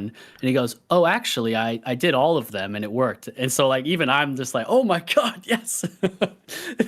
There's some modern conveniences being implemented, and I'm even learning stuff from them. So it's awesome. No, that's really cool. Let's see here. Do you do you think that friction is kind of necessary for an MMO world to feel meaningful? Friction, Yeah. struggle. I mean, that's an easy question.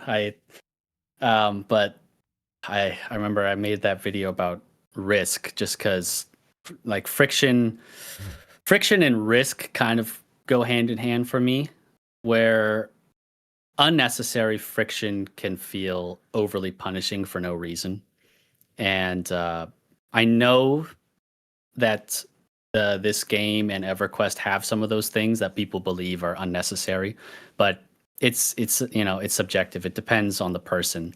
But I think right now they're striking a good balance of friction and risk, and that's why I brought up Valheim in my video, because like even though it's not an MMO, when I thought about friction, risk, and penalties and rewards, I thought that game was a really good example because it brings you back to that feeling of EverQuest where you're traveling to different islands or continents, and there's a lot of preparation you have to do beforehand. So in Valheim, it's faster, right? You I can, love if you Valheim. know what you're doing, yeah, if you know what you're doing, you can get the first boss down and you can get your pickaxe and you get your copper and whatever, and then you build your boat and go. In EverQuest, it's like you get in your starting city, you level up slowly, you learn that, oh, there's a place called Befallen over there. But I remember when I died in the East Common Lands and then I had to go all the way back to, whatever my bind was. Well, that's not good. Okay, well, let's make sure we bind closer. So you in Valheim, it's you build the bed, you build the portal. So you take all these steps to get to that reward. And so that makes it feel like when you die, you're not getting punished for no reason. You're getting punished just because you were unprepared. Hmm. So I think a world that has enough friction that you want to prepare, you want to, you can feel the risk, you get a little bit nervous.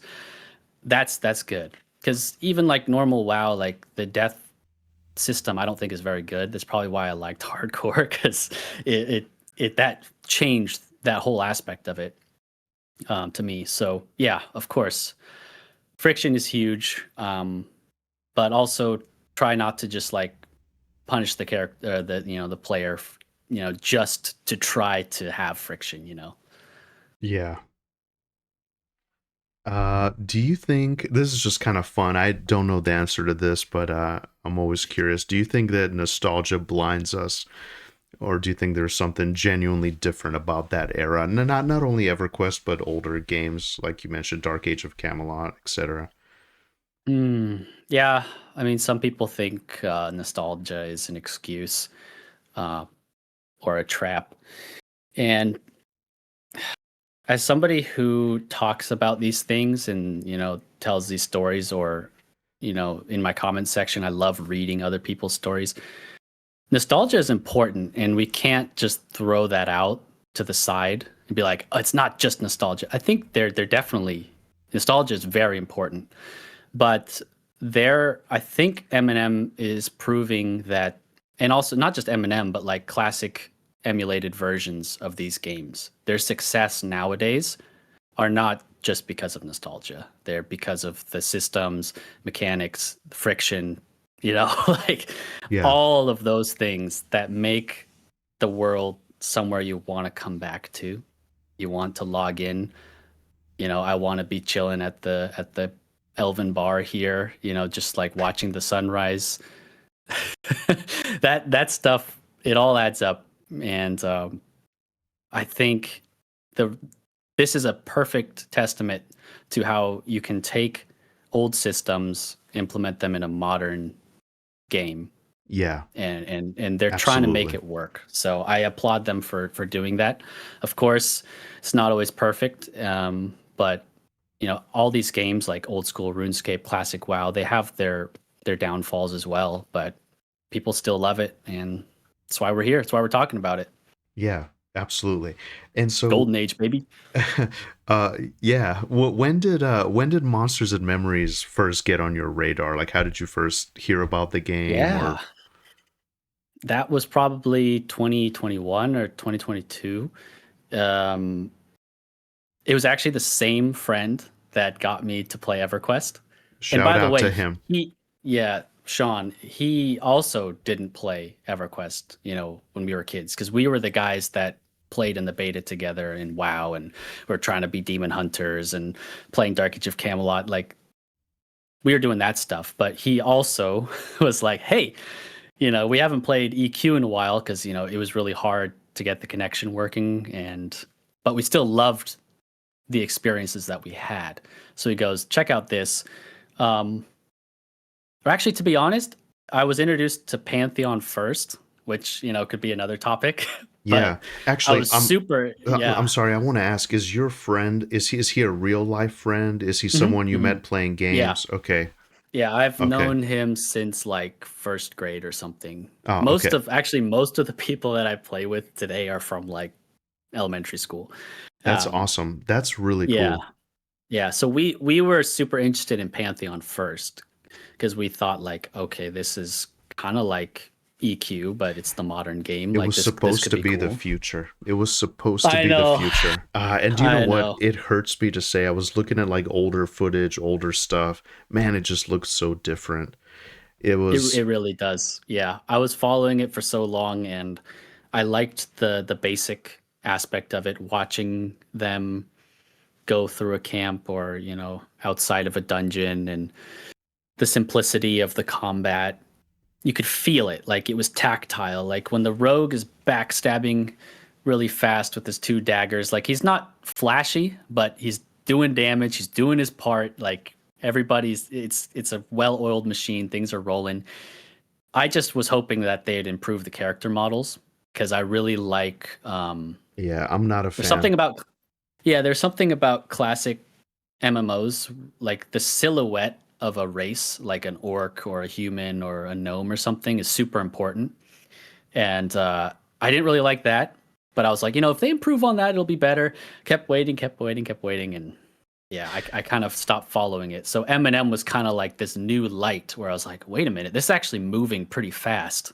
Because I was just so used to these games just never coming out, or not really showing much progress. Whereas with Eminem, I was just watching Sean's streams and like seeing him populating zones. Maybe I would take a break and not watch for like a month. But when I came back, I'd be like, whoa, like look, Night Harbor's got like so much more done. I think I remember watching him making like the little necromancer Shadow Knight necropolis area in Night Harbor, and I thought that was super cool. So yeah, I was basically just following their streams since 2022 or so, Cool. and I couldn't believe it when they announced like that they were actually going to go into alpha and then let people in. Because like I said, I was just so used to these games never being playable. It was just something that I would hear the devs talk about, or watch streamers, or like content creators talk about a game that you can't even play. So when I Hmm. was able to get into that test after a couple years, I was like, wow, this is actually, this is it. This is what I want to play. And I'm really glad that I hit record when I did, because that ended up being stuff that I would edit or B-roll for my videos, and I fell in love with it. So yeah, I was just super impressed. That's awesome. Yeah. Same. I kind of have a similar thing for me. I was playing a lot of EverQuest at the time, Project 1999. My buddy Kazrax kind of led me onto it. And by that point, I'd kind of moved on from EverQuest and I was playing it and I was like, hey, I wonder if anyone is like streaming EverQuest still or talking about it or whatever. And I started looking around and that's how I found a loving robot through his like kind of EverQuest Hmm. interviews. And then I saw that he was building this game, but I didn't play it until like 2024. I think it was that Mm. play test. Like it was like late 2024. The November playtest is when I started, but I've been kind of following the progress of the game, and yeah, I agree with you. It was moving very fast. And then Yeah. what made you kind of take it seriously as a game and kind of and like just kind of steer your channel towards it? Yeah, well, to be fair, like my channel basically, besides those two WoW videos, it basically exists because of this game. And like I said, I wasn't really sure what I was doing at first. But then eventually I found, I guess, my niche, or, something that I enjoy doing, Mm-hmm. that is just, like last night I got home and I didn't really need to study very much. So I just locked in and I created like a full video in the whole night. And Nice. I love that. I love that feeling of it not feeling like work. It's just something that I want to do. It's something I want to talk about. And this sort of world and space that we're in right now, there's a lot of good things to talk about, right? Whether it's trying to help people understand why I like it, or just telling stories, or in trying to elicit stories from other people. So Yeah. yeah, it was something. I think Phelan Droll had a big part of it too, starting in that zone, because the day and the night cycle there and the canopies and the trees, like, man, I just was like, I want to live here. And I think also because the test I played was just on a weekend, so it was the December play test. It was only for the weekend. So I basically, I was kind of busy Saturday, so I woke up early on Sunday and I'm like, I'm just gonna play all day. Set aside everything else. I'm just gonna play all day. And I think that kind of influenced it a little bit too, because instead of just logging in and being content with, just killing things in the noob yard, I was like, oh, I actually want to see what's across the river, or I want to see what's in this cave. I want to explore as much as I can before the time runs out, basically. And I ended up doing that again later on when I made that blacksmithing video, because I was just thinking, oh, there's a time limit. What do I actually want to do? What can I get done? Oh, I want to see how the trade skill works. So let's do a little mining route because I love exploring. It's a win-win. I get to go out and explore, and then I get to go back to town, do some forging at the anvil, figure out how things work. And if I fail, it doesn't matter. It's, it's a sandboxy sort of experience. And I fell in love with it. And then, yeah, the ideas just started flowing. And I'm happy that I met the other creators like you and Classic and Class and Cool, because I realized like I'm not the only one that thinks like this, and that that's kind of where we're at now, and I'm really happy to be here. That's awesome. Yeah, and you were definitely one of the very first people in Fail and Draw. You were there before it was cool. Now I feel like everybody's starting there. It's like it's really nice. But yeah, the ambience of it, the little fade, like little orbs and stuff. It's really beautiful. It's okay. Well, before Class and Cool comments, he was there first, so he was the very first person I could think of that was actually making content on that side of the world. He's the OG. Yeah, for sure. Yeah. And to be fair, I'm in the desert now just because it's the beta, and I was like, I'm going to try something new. And I really had to stop myself from putting any like fail and draw B-roll in my last video. I was like, nope. This is the desert one. We're going to stick to this. But I got some cool shots too, running along the river with the sun going behind the canyon and stuff. Like it's also a really nice zone. That's awesome. Yeah, it is. I like it a lot. Typically, I'm not like huge into desert places and environments, but it just lands really well with me. Yeah, I love the vibe of Night Yeah, sure. that kind of brings me back because like in WoW, there's that zone called Daenerys, which is just straight up desert and dunes.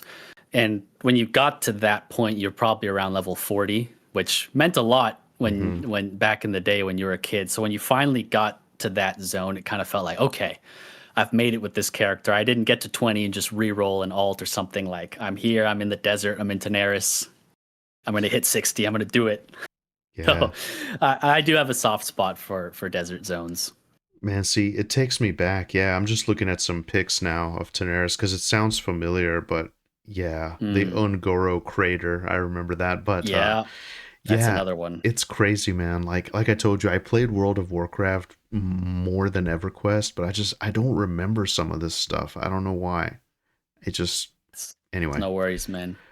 There's a part of our brain that is just filled with like useless in real life information about like video games. Like RuneScape is a big one. Like there's so much information crammed in there. What would you say? And I know sometimes just like raw hours played doesn't necessarily mean that, that's more impactful because I mean, let's face it, sometimes I'll AFK on something, and just like, but like if you had to like rank it, what would you say is like your most played MMO? Would it be World of Warcraft? Is that safe to say? Oh, man. Because you know what's crazy? I went to EverQuest. I have like a Daybreak subscription I was trying out some stuff, and then for Legends. But I went to EverQuest and I went to my rogue. That's my main character. And I was like, what is my actual playtime? You can do like /played or /playtime. And my hours in EverQuest were not what I thought. I think it was like 159 hours on that character. And I think across the board, I think I had maybe like 200 hours or something. And I was like, man, that doesn't seem like a lot. or I'm sorry, not 200 hours, but days. I apologize. Oh, okay. Days played.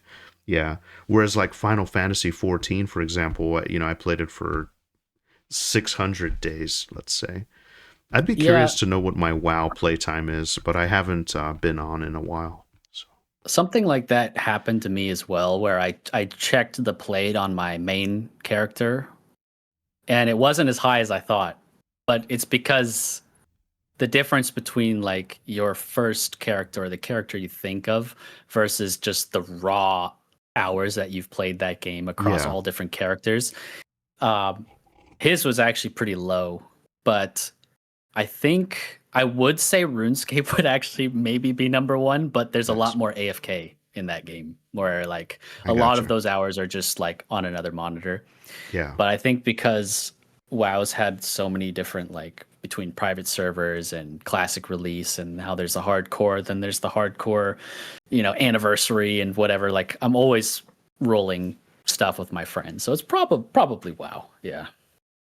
Classic anyway. yeah. And so, what was your first impressions of Monsters and Memories? Do you think what do you think the game is doing well right now? Hmm. Yeah, And, when I think about my first time logging in Phalandrawl on the Halfling, it was just like I logged in and I remember I took a deep breath. I was just like, wow, okay, this is it. So this is like this. I was trying to think about how to play EverQuest again. So I was like, all right, check my bag. There's got to be a note, right? Yep, there's a note. Oh, cool. It actually stays up on the side. Okay, nice. Let's go to the lift. Go to the lift, and I don't know how. I'm like, this isn't like Thunder Bluff. Why isn't it coming down? And then I hear the super loud ding ding ding ding ding ding ding ding, and I was like, yeah, oh, what the hell is that? And then it starts coming down. I was like, oh, okay. There's a little lever that kind of brings me back to Dark Age of Camelot. You had to click on the lever, and then the big gates would open into the frontiers. Like that's cool. So my mind was just like trying to take information from previous games I've played, like classic games, and then figure out how to get around, what to do, and there were so many of these moments where it's like, aha, like, oh, this is how it works, or oh, this reminds me of EverQuest, this reminds me of whatever.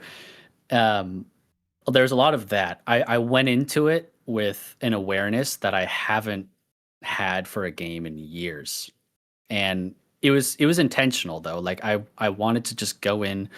I intentionally like I didn't join Discord for like I gave myself like an hour and a half. I was like, hey guys, I'm gonna play, but I just kind of want to go in solo at the very beginning because that's kind of what you need to do in EQ anyway, right? When you first make a character, you need to explore the city, you need to talk to your trainer, you need to figure out what's going on. So that whole experience was really nice and it pulled me in. And as soon as I got all that stuff done, I might have been doing that for an hour, like just kind of running around the canopies and trying to find my trainer and like, okay, I found him. Cool. I'm not just going to head back. Let's see where the bank is. And then I'm parkouring across the platforms and I'm crossing the bridge and I'm hmm looking down and seeing like dead bodies from people falling off. I'm clicking on stuff like, wow, there's a red mushroom man just like standing there staring at me. Like that's kind of creepy, but I'm up here safe in the canopies. So yeah, I must have been up there for at least an hour. And then when I went down, of course the sun set, and I was just like, oh. And then the music changed, and I was like, okay. Like even though I'm level 1, but there's just this yeah, feeling of like I looked. It's yeah. even on video. Like I looked back, and I could see like the orange sunset. The music changes, and then I'm like, all right, let's see what the noob yard's like. Let's just go. Let's go kill some bats. Let's go kick some snakes. And that was me thinking about EverQuest. Like, okay, let's it's grounding, right? It's like I kind of know what to do. Like, let's just go. There should be like a noob yard, but let's make sure I press C on everything. Make sure that this pixie isn't just gonna one shot me or something. And next thing you know, I'm getting clobbered over the head by an orc with a two-handed hammer. I'm like, oh, okay, yeah, getting some Kelethin vibes. This is cool. I'm liking it. That's beautiful. Yeah, Yeah, it's kind of yeah, long-winded, but that's kind of how my mind works. I'm just like putting myself back to that first, starting, in the game, and it was really good. So I'm happy that I was intentional about it, and I would encourage other new players to do that too. Like just set aside some time, try not to rush through it, and you'll have a really good like immersive experience, like D&D style.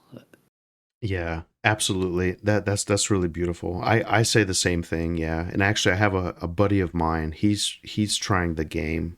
He wants to try it anyway, and I think we're gonna spend Mm. some time in the playtest, but he's like, yeah, I logged in and I was looking for the guy to turn in my note, and I don't know, I just like I couldn't figure out the city and I just logged off, you know? Yeah, And it's yeah. like, My friend might hate me for this, but like I said, I didn't join the Discord right away. I just like turned it off, and I was like, yeah, I'll join the call in like an hour and a half, 2 hours. When I turned Discord back on, dude, there was like paragraphs of messages, and I was looking back. He's like, oh, he's like your friend. Oh, I can't find my trainer, or here's this. Then oh no, okay, I found him, and then oh, I died in this spot, and like I was asking for help and people can't find it. I think my body's gone. And I was just and that was like right after I just had that whole like immersive like, oh yeah, this place is really cool. And then I read those messages and I was like, oh man, like, oh, how are we yeah. going to solve this? But we solved it because since I spent so much time like staring at the trees and, listening to the music, I think I was only like level 2 or 3. So we're like, you know what? If your body's really gone, it was a glitch, dude. I swear it was a glitch. My body's gone. It's like, okay, let's just make a new guy. It's fine. Just make a new guy. So he made a new guy. We linked up, and then he started understanding it. And what's nice too is that like near the end of his paragraph, I could see him like figuring stuff out on his own because he kind of had that reaction where it's like, ooh, I don't know, ooh, this is a game in testing. Oh, maybe this was a glitch. But then he figures it out. He was figuring it out, and then we're playing together, and he's enjoying it. And he's the dude who's the higher level than me now. So Oh, I'm that's I'm that's really great. happy that yeah, I'm really happy that he stuck with it. But That's that great. does happen. So, people just got to be patient. Yeah, I agree. You got to immerse yourself a little bit, take the time. They really nailed the ambience, and like nowadays the reality is, we have 2 or 3 monitors, so it's really easy. You have Discord pulled up on one side, you have like YouTube on the other, and it's like it takes you out of it, but if you really set aside some time, I think you can see what the magic is all about. And do you have like is there any concerns that you have with the game? Is there like a big question mark that you have right now, I suppose?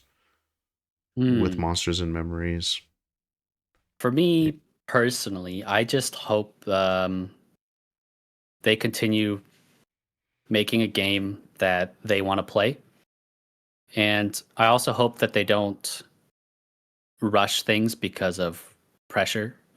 I really hope that they can continue to make the product that they, like I said, they want to play, but not force it too much. I was honestly, when I first saw that they were remaking the classes, to be Mm-hmm. completely honest, I was a little bit worried Mm-hmm. because not because I thought the classes would be bad. I was just like, this is more work.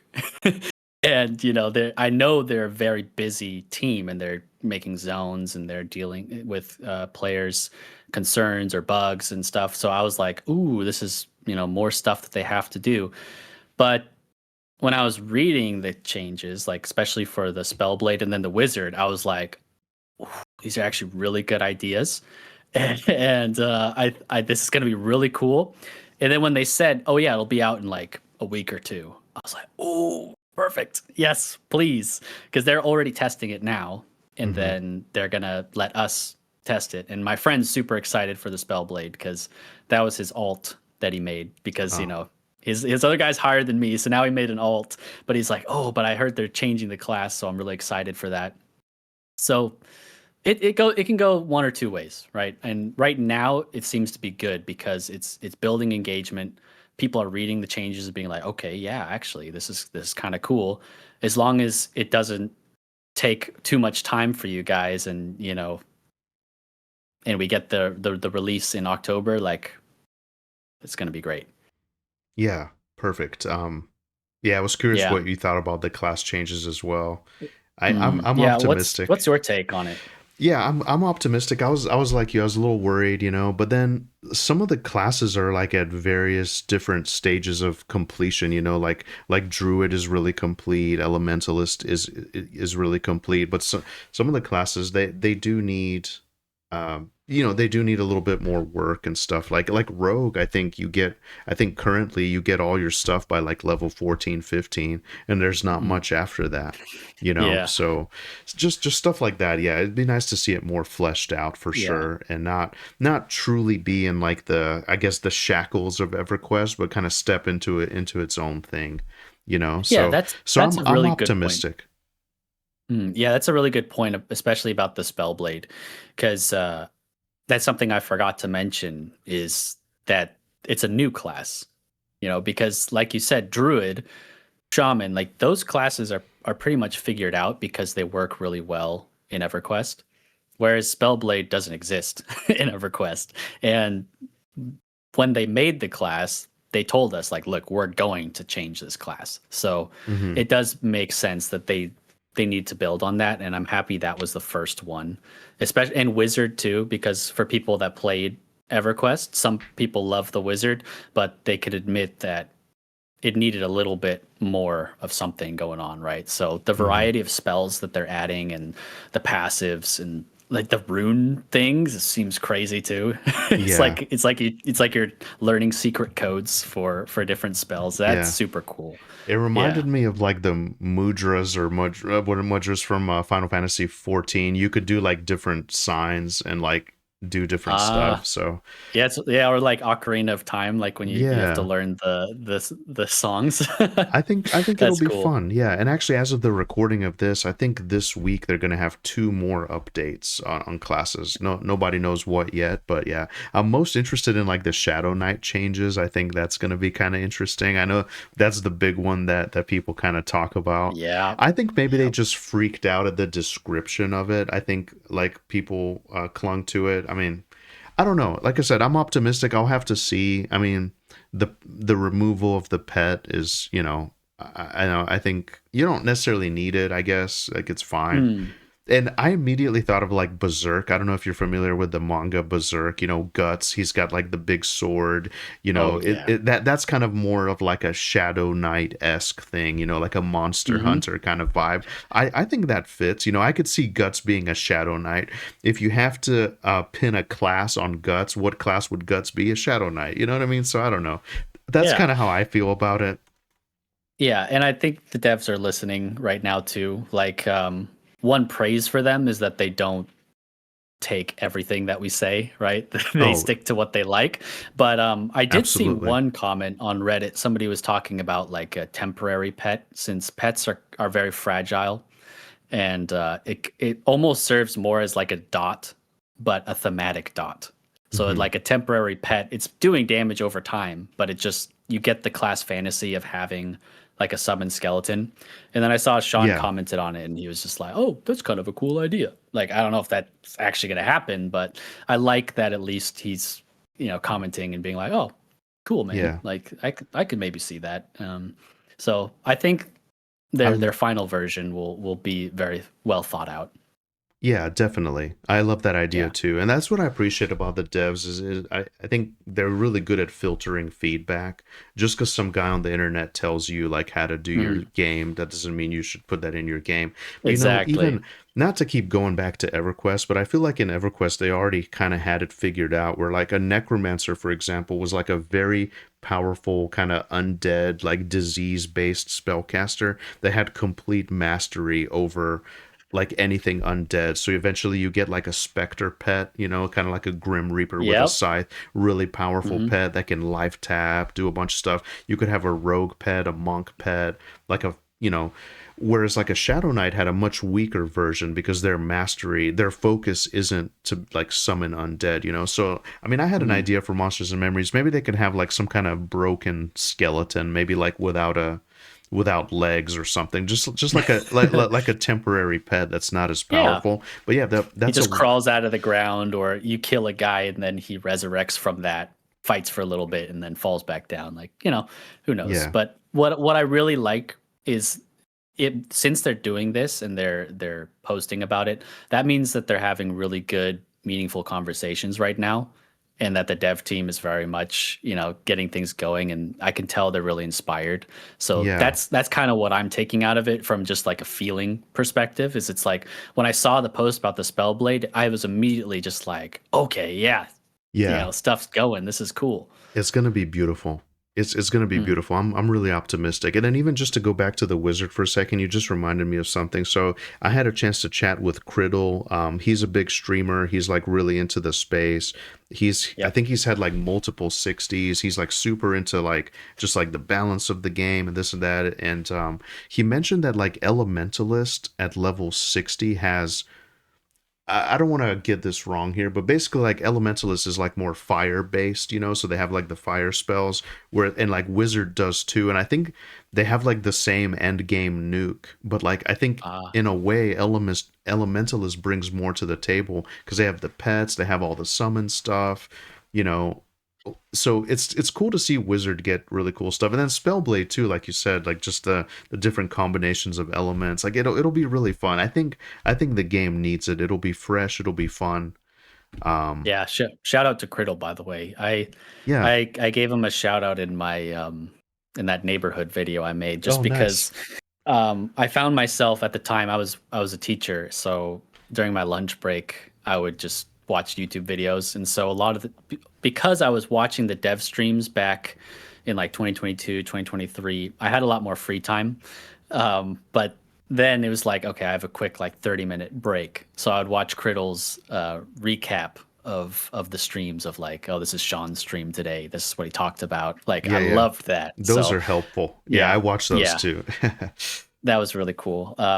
But yeah, also he's very knowledgeable. So like with the wizard and the elementalist, you need to have your niche, right? So if the elementalist does the same thing as the wizard, but then also has the pet and all these other things, it's like, oh, well, then why would I play the wizard?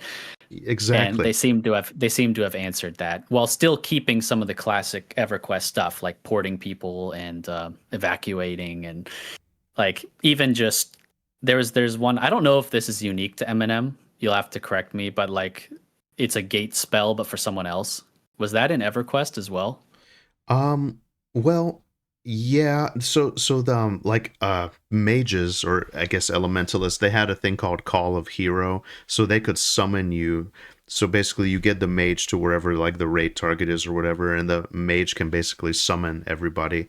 But then yeah, Hmm. like wizards could also do that. They could evacuate the group, or like they could, yeah, Yeah, they yeah. could Because I basically knew about the transport big you one. to another location. You're right. Yeah, Mm. a wizard could basically be like, "Oh, you want to go here? Boom, you're there." Yeah. So Because I noticed when they were talking about the wizard thing, they said like you can cast basically gate on someone else and they go back to their bind point, and I was like, oh, that's gonna help a lot because oh, that is like cool. like yeah, because like my friend, he's discovering the game and he discovered gate on his cleric, and he's like, wow, this is so useful. Like I don't have to run all the way back to town.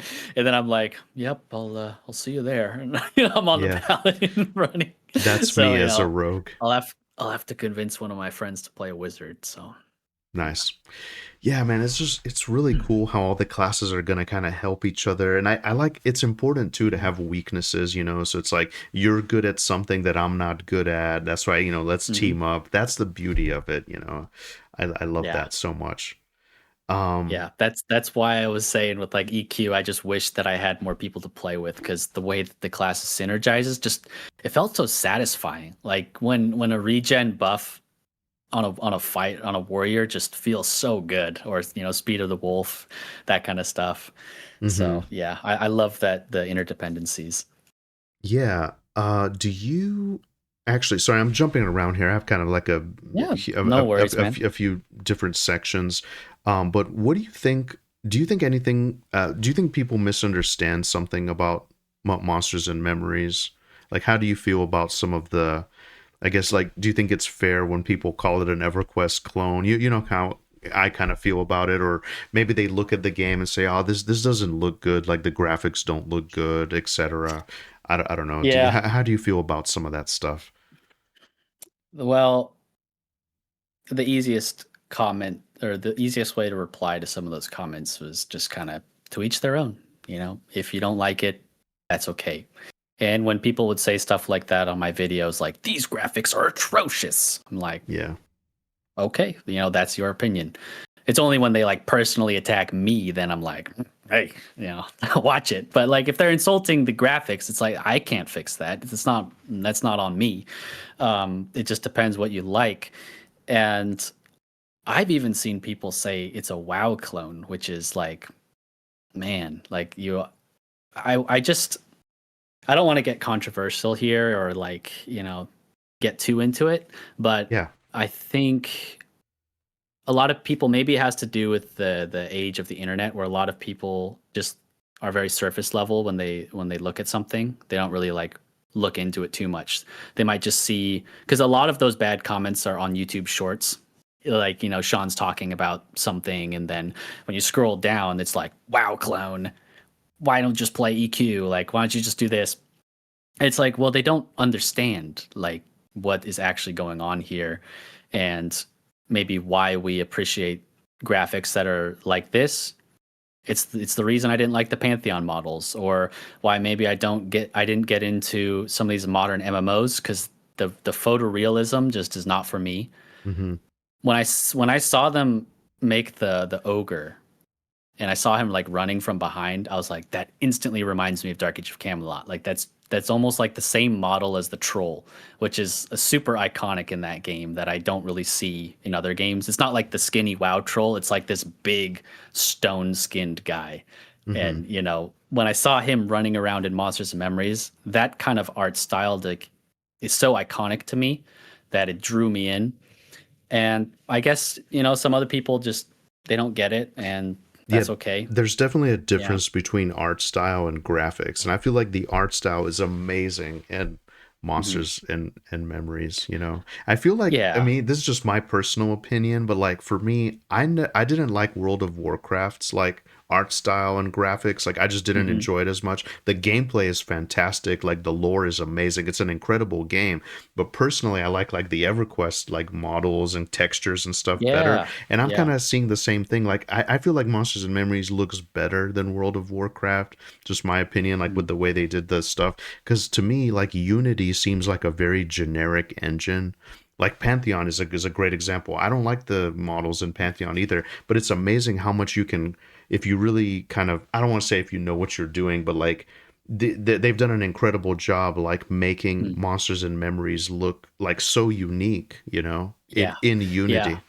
So my friend picked up on that too. He was mentioning the water quality, and then I was talking about the skybox and the weather, because they've struck the perfect balance of modern and old, because they're using these like modern, really nice water textures and lighting, but then putting it in this hand painted, hand brushed style world.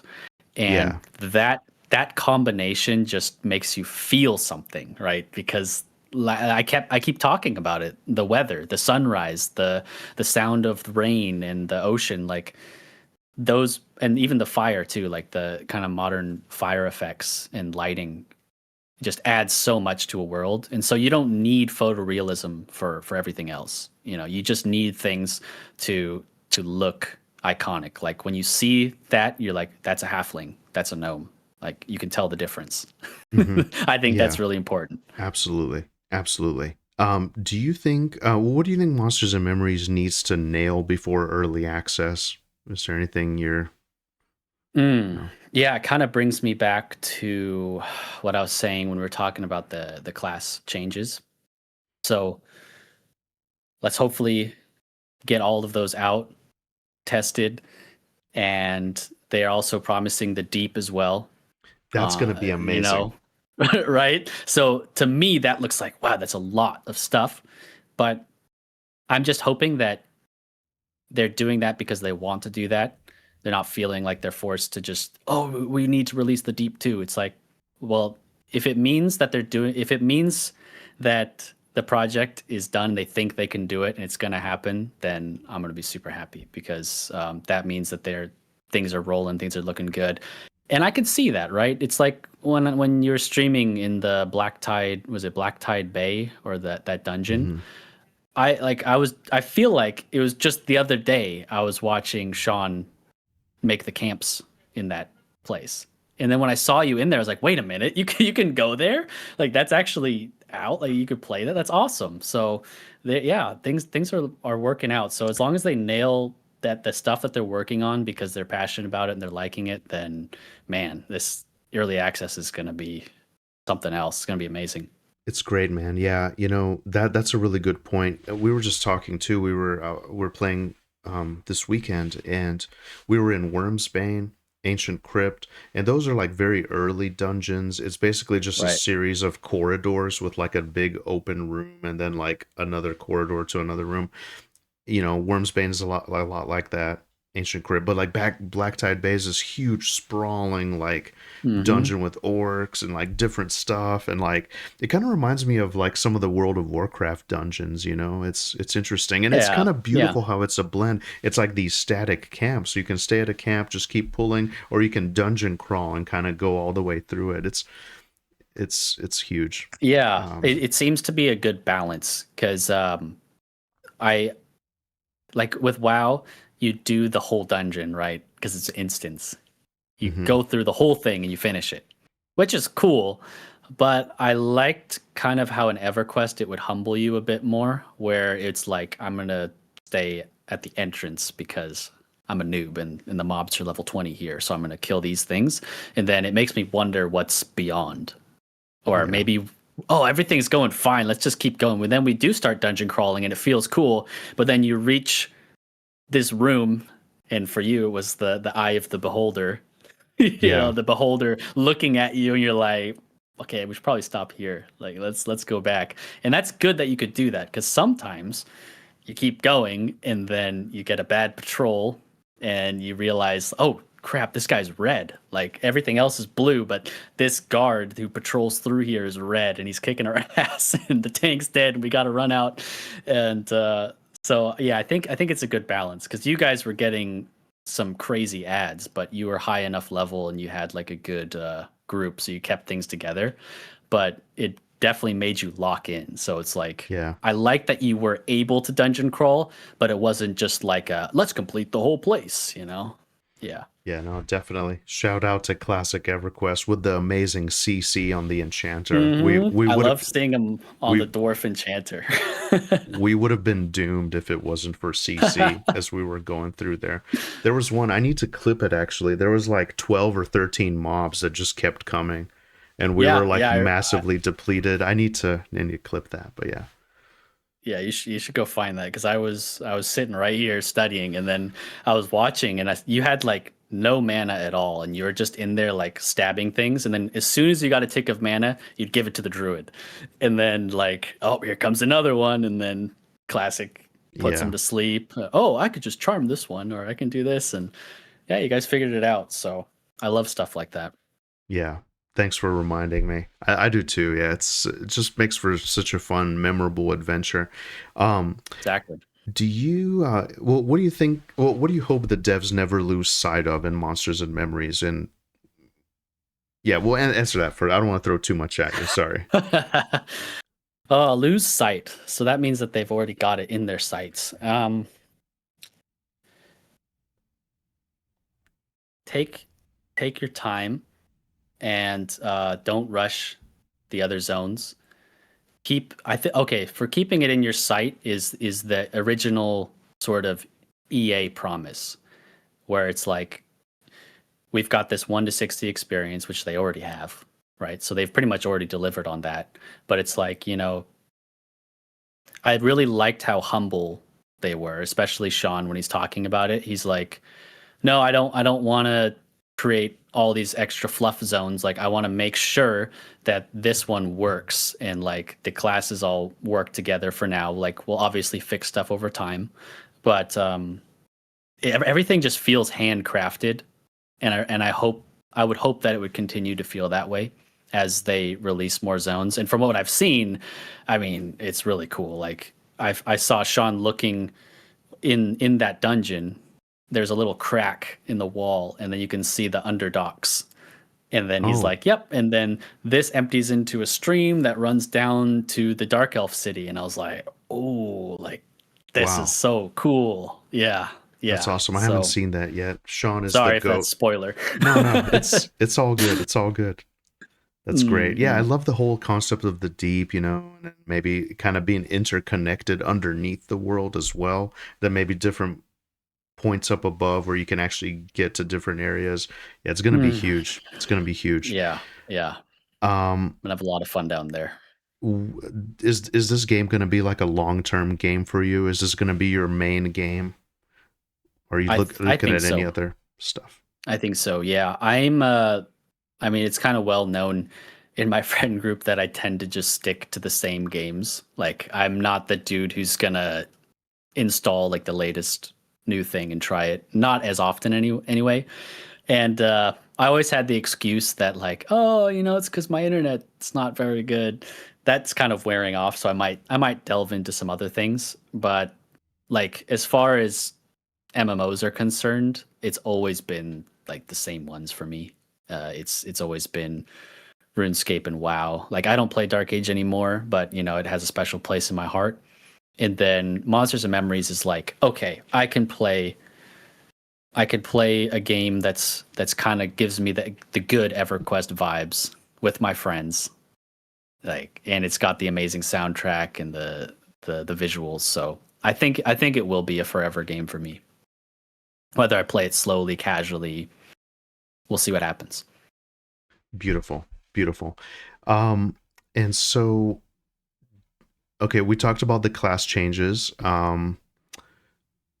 Do you like how Monsters and Memories is approaching class identity? The tank, heal, DPS, CC, and kind of the roles within the group. Oh yeah, yeah. That's something that I've kind of had to explain to my new friends as well. Is like the roles are a bit different. Hmm. Um, I really like how there's a polar as well. Like that's like a designated role in some camps, right? There's the dude who runs through the corridors. I remember watching Quados do that. I popped in one of his streams and he was on his bard. And they're in some place. It brought me back to watching those EverQuest videos where it's like I don't really know where he is, but it seems dangerous and he knows Yeah, what he's doing. He's like running super fast down these halls and he's grabbing this guy and then he's coming back, bringing it to the group. And it's like if it's you a can fun get that role. rhythm down, Yeah, it's really satisfying because like if you get it there, they start killing it, you get another one, you come back just in time to like get some XP or like rebuff people or something, and then you go back out again. That's really cool. So I was kind of trying to teach, not that I'm good at it, but I was just telling stories about EverQuest and how it works. And my friend was playing a bard and he was kind of figuring it out. So yeah, that's cool. I like how that's in this game. Obviously, the CC is super important, and I love that too because it's something that WoW lost. It was yeah, only pretty much in the early days, and even then, it wasn't super necessary. Like I guess in BC heroics, it kind of is, but um, I like how even doing something small like putting a mob to sleep feels meaningful, or like when I unlocked placate the spell to like make them non-aggro, and then suddenly, oh cool, now I can split the camp. Like it feels so good. So those things that they got from EverQuest, I'm really enjoying. Yeah. yeah, definitely. There's so many different play styles that can. I mean, you could be playing a totally different game. Like if you're playing like a druid versus like a rogue or something like that. Hmm. Um, do you? Is there a class that you're most interested in playing? Like, what do you typically lean towards? Well, Um, what's interesting is that I made a ranger as like my first character, mhm. and that's not something that I usually play, but I played it just because of the EverQuest archetype because it's more like old school D&D. Like I tell people it's kind of like Aragorn because WoW changed the ranger class into a hunter. And a hunter, whether they meant to do it or not, just became purely ranged with a pet. So you just sit back with your bow and your boar goes in and that's it. But what I liked about the EverQuest style was you were a fighter because I've always been a warrior guy.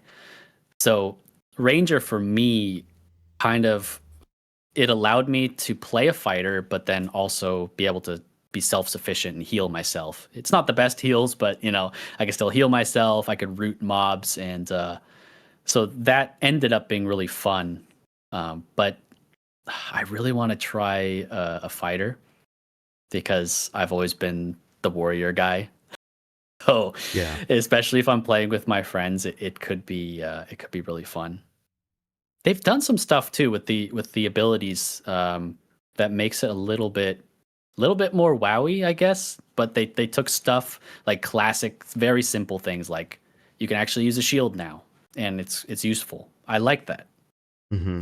Dual wield is cool, but I love how they added like a shield block option or a shield slam or that kind of stuff. You could, because I like the feeling of being the guy in full plate armor with a giant shield. it's it's Yeah. it's really cool to me. So I might when the game comes out, man, it's so hard to choose between I'm gonna have a ranger, maybe a deep elf spellblade, and maybe a fighter, but. Yeah, I'm the same way. I'm kind of divided myself. It's kind of tough to really nail it down. You kind of want to try Yeah. all the different ones. I haven't played all Yeah, the which is classes good. either. Which is good. It means there's good options. Do you For all we think? know, I'll be on a wizard or something. Like I'll change my mind last minute. We'll see. Yeah. Do you think there's room to innovate inside of the classes? Is there anything you'd like to see kind of explored more that's maybe you've seen it from other games? Basically, do you think MMO classes have been solved? Oh yeah, this is a tough one that you always ask. Yeah. I think classes have not, but roles kind of have, because at least for the game that you're building. So the fact that they want this to feel kind of like EverQuest, that's why those roles are fitting nicely in there with the polar and the charm guy or the CC guy, whatever. Hmm. I think those are figured out. But as far as classes are concerned, you can innovate, and they're showing that, like the Inquisitor, Spellblade, those things are really cool. I remember Classic was talking about the Inquisitor, and this was a while ago. But if you can find a class that fills a niche that works in that game, then it's gonna feel satisfying, because like, oh, you're gonna bring an Inquisitor for this raid because this dragon or whatever is a caster, and you need somebody that has spell resistance. He's one of the best ones for that. So yeah, I think they can still innovate with classes. And did you ever play a game called Rift, I did like not. an MMO? I didn't play it. Yeah. Okay. I only played it for a little bit, but what was interesting about that is you had you could basically multi-class, and you could be a lot of weird combinations. Like you could be a rogue necromancer. It's actually kind of like what you're doing now with EverQuest Legends, Mhm. right? So imagine that, Okay. where you Yeah. can multi-class. That makes things more interesting. And so what EverQuest and Monsters Memories is doing is they're multi-class, but putting it into one. So it's like, okay, the Spellblade is, a wizard and a fighter, or something like an Inquisitor, Enchanter, and a fighter, that multi-class Hmm. in a way. So I always love doing stuff like that. Yeah. And it's weird. Yeah, you're right. I think roles have been solved, but maybe not necessarily classes. Then you can just kind of get to the point where you're mixing and matching. For me, Mm. I get to the point, it really takes me out of it when you start getting like futuristic stuff like guns and lasers and stuff. That's just, Hmm. it just doesn't It fit. instantly, yeah, the immersion's kind of gone for me. Yeah. Unless it's like a spell or something, like some kind of projectile spell. I know enchanters have that like channeling thing that they can do. I'm assuming wizards might have something similar. But anyway, Yeah, yeah. yeah, they gave them like a arcane and a fire missile spell. Oh, So like cool. arcane missiles in WoW, where it shoots a certain Yeah. amount of projectiles. I mean, it's also D&D, I love but that. yeah, it's a nice way for them to stack up their new passive, which is cool. Yeah. Okay, how are we doing on time? Break, anything good? I'm good. How are you Okay. doing? I'm good. I have about another hour max probably before I need to Yeah, start yeah, going. no worries, man. I haven't even really, like, I've been looking at the time, but it's been flying. Yeah. No, that's great. Okay, so your launch strategy. So whenever the game launches early access, how are you planning to approach the game? Are you going in blind? Are you gonna like make a bunch of alts? Are you gonna make content? Are you gonna stream? Or are you just gonna maybe play that first week and just see where the world takes you? Are you, like what's your kind of strategy going Hmm. into the game? So I'm very much dependent on my friends, and I really enjoy playing with them. They're into it now, so I hope that they'll be into it when it launches too. So what's most likely going to happen is we're going to figure out what we want to play. Oh, do you want to play a wizard? Oh, Matt wants to play a bard. Nick's going to play cleric. Okay, cool. Where are we going to start? So we've already kind of started having those conversations where I'm like, I really want to start in Phelan Drawl, but you want to play an ogre, and he's like, oh yeah, it's fine, I'll run him over there and build up rep or something. So we're kind of theory crafting, but it's not the theory crafting for like power leveling. It's more just like, how can we play together?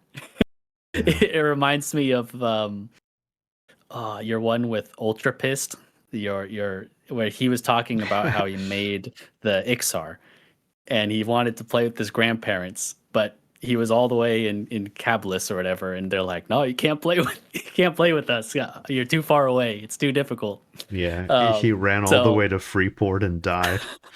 oh, Yeah, yeah, that's a good great times. story. So I don't want that to happen to my friends. I'm not gonna force them to come here, but luckily it's a pretty easy route, right? So Yeah, I think it'll work, and we might do a little test journey. That might actually be part of one of my new videos I'm thinking about doing as well. It's like the journey over there, and that's awesome. Yeah. yeah, And are you going to balance content creation with playing yeah, as well? yeah. That's. I don't know where I'm gonna be at content wise when it comes out, but I'll probably just keep doing what I'm doing where I play the way that I want to play. I don't force myself to play in a certain way for content.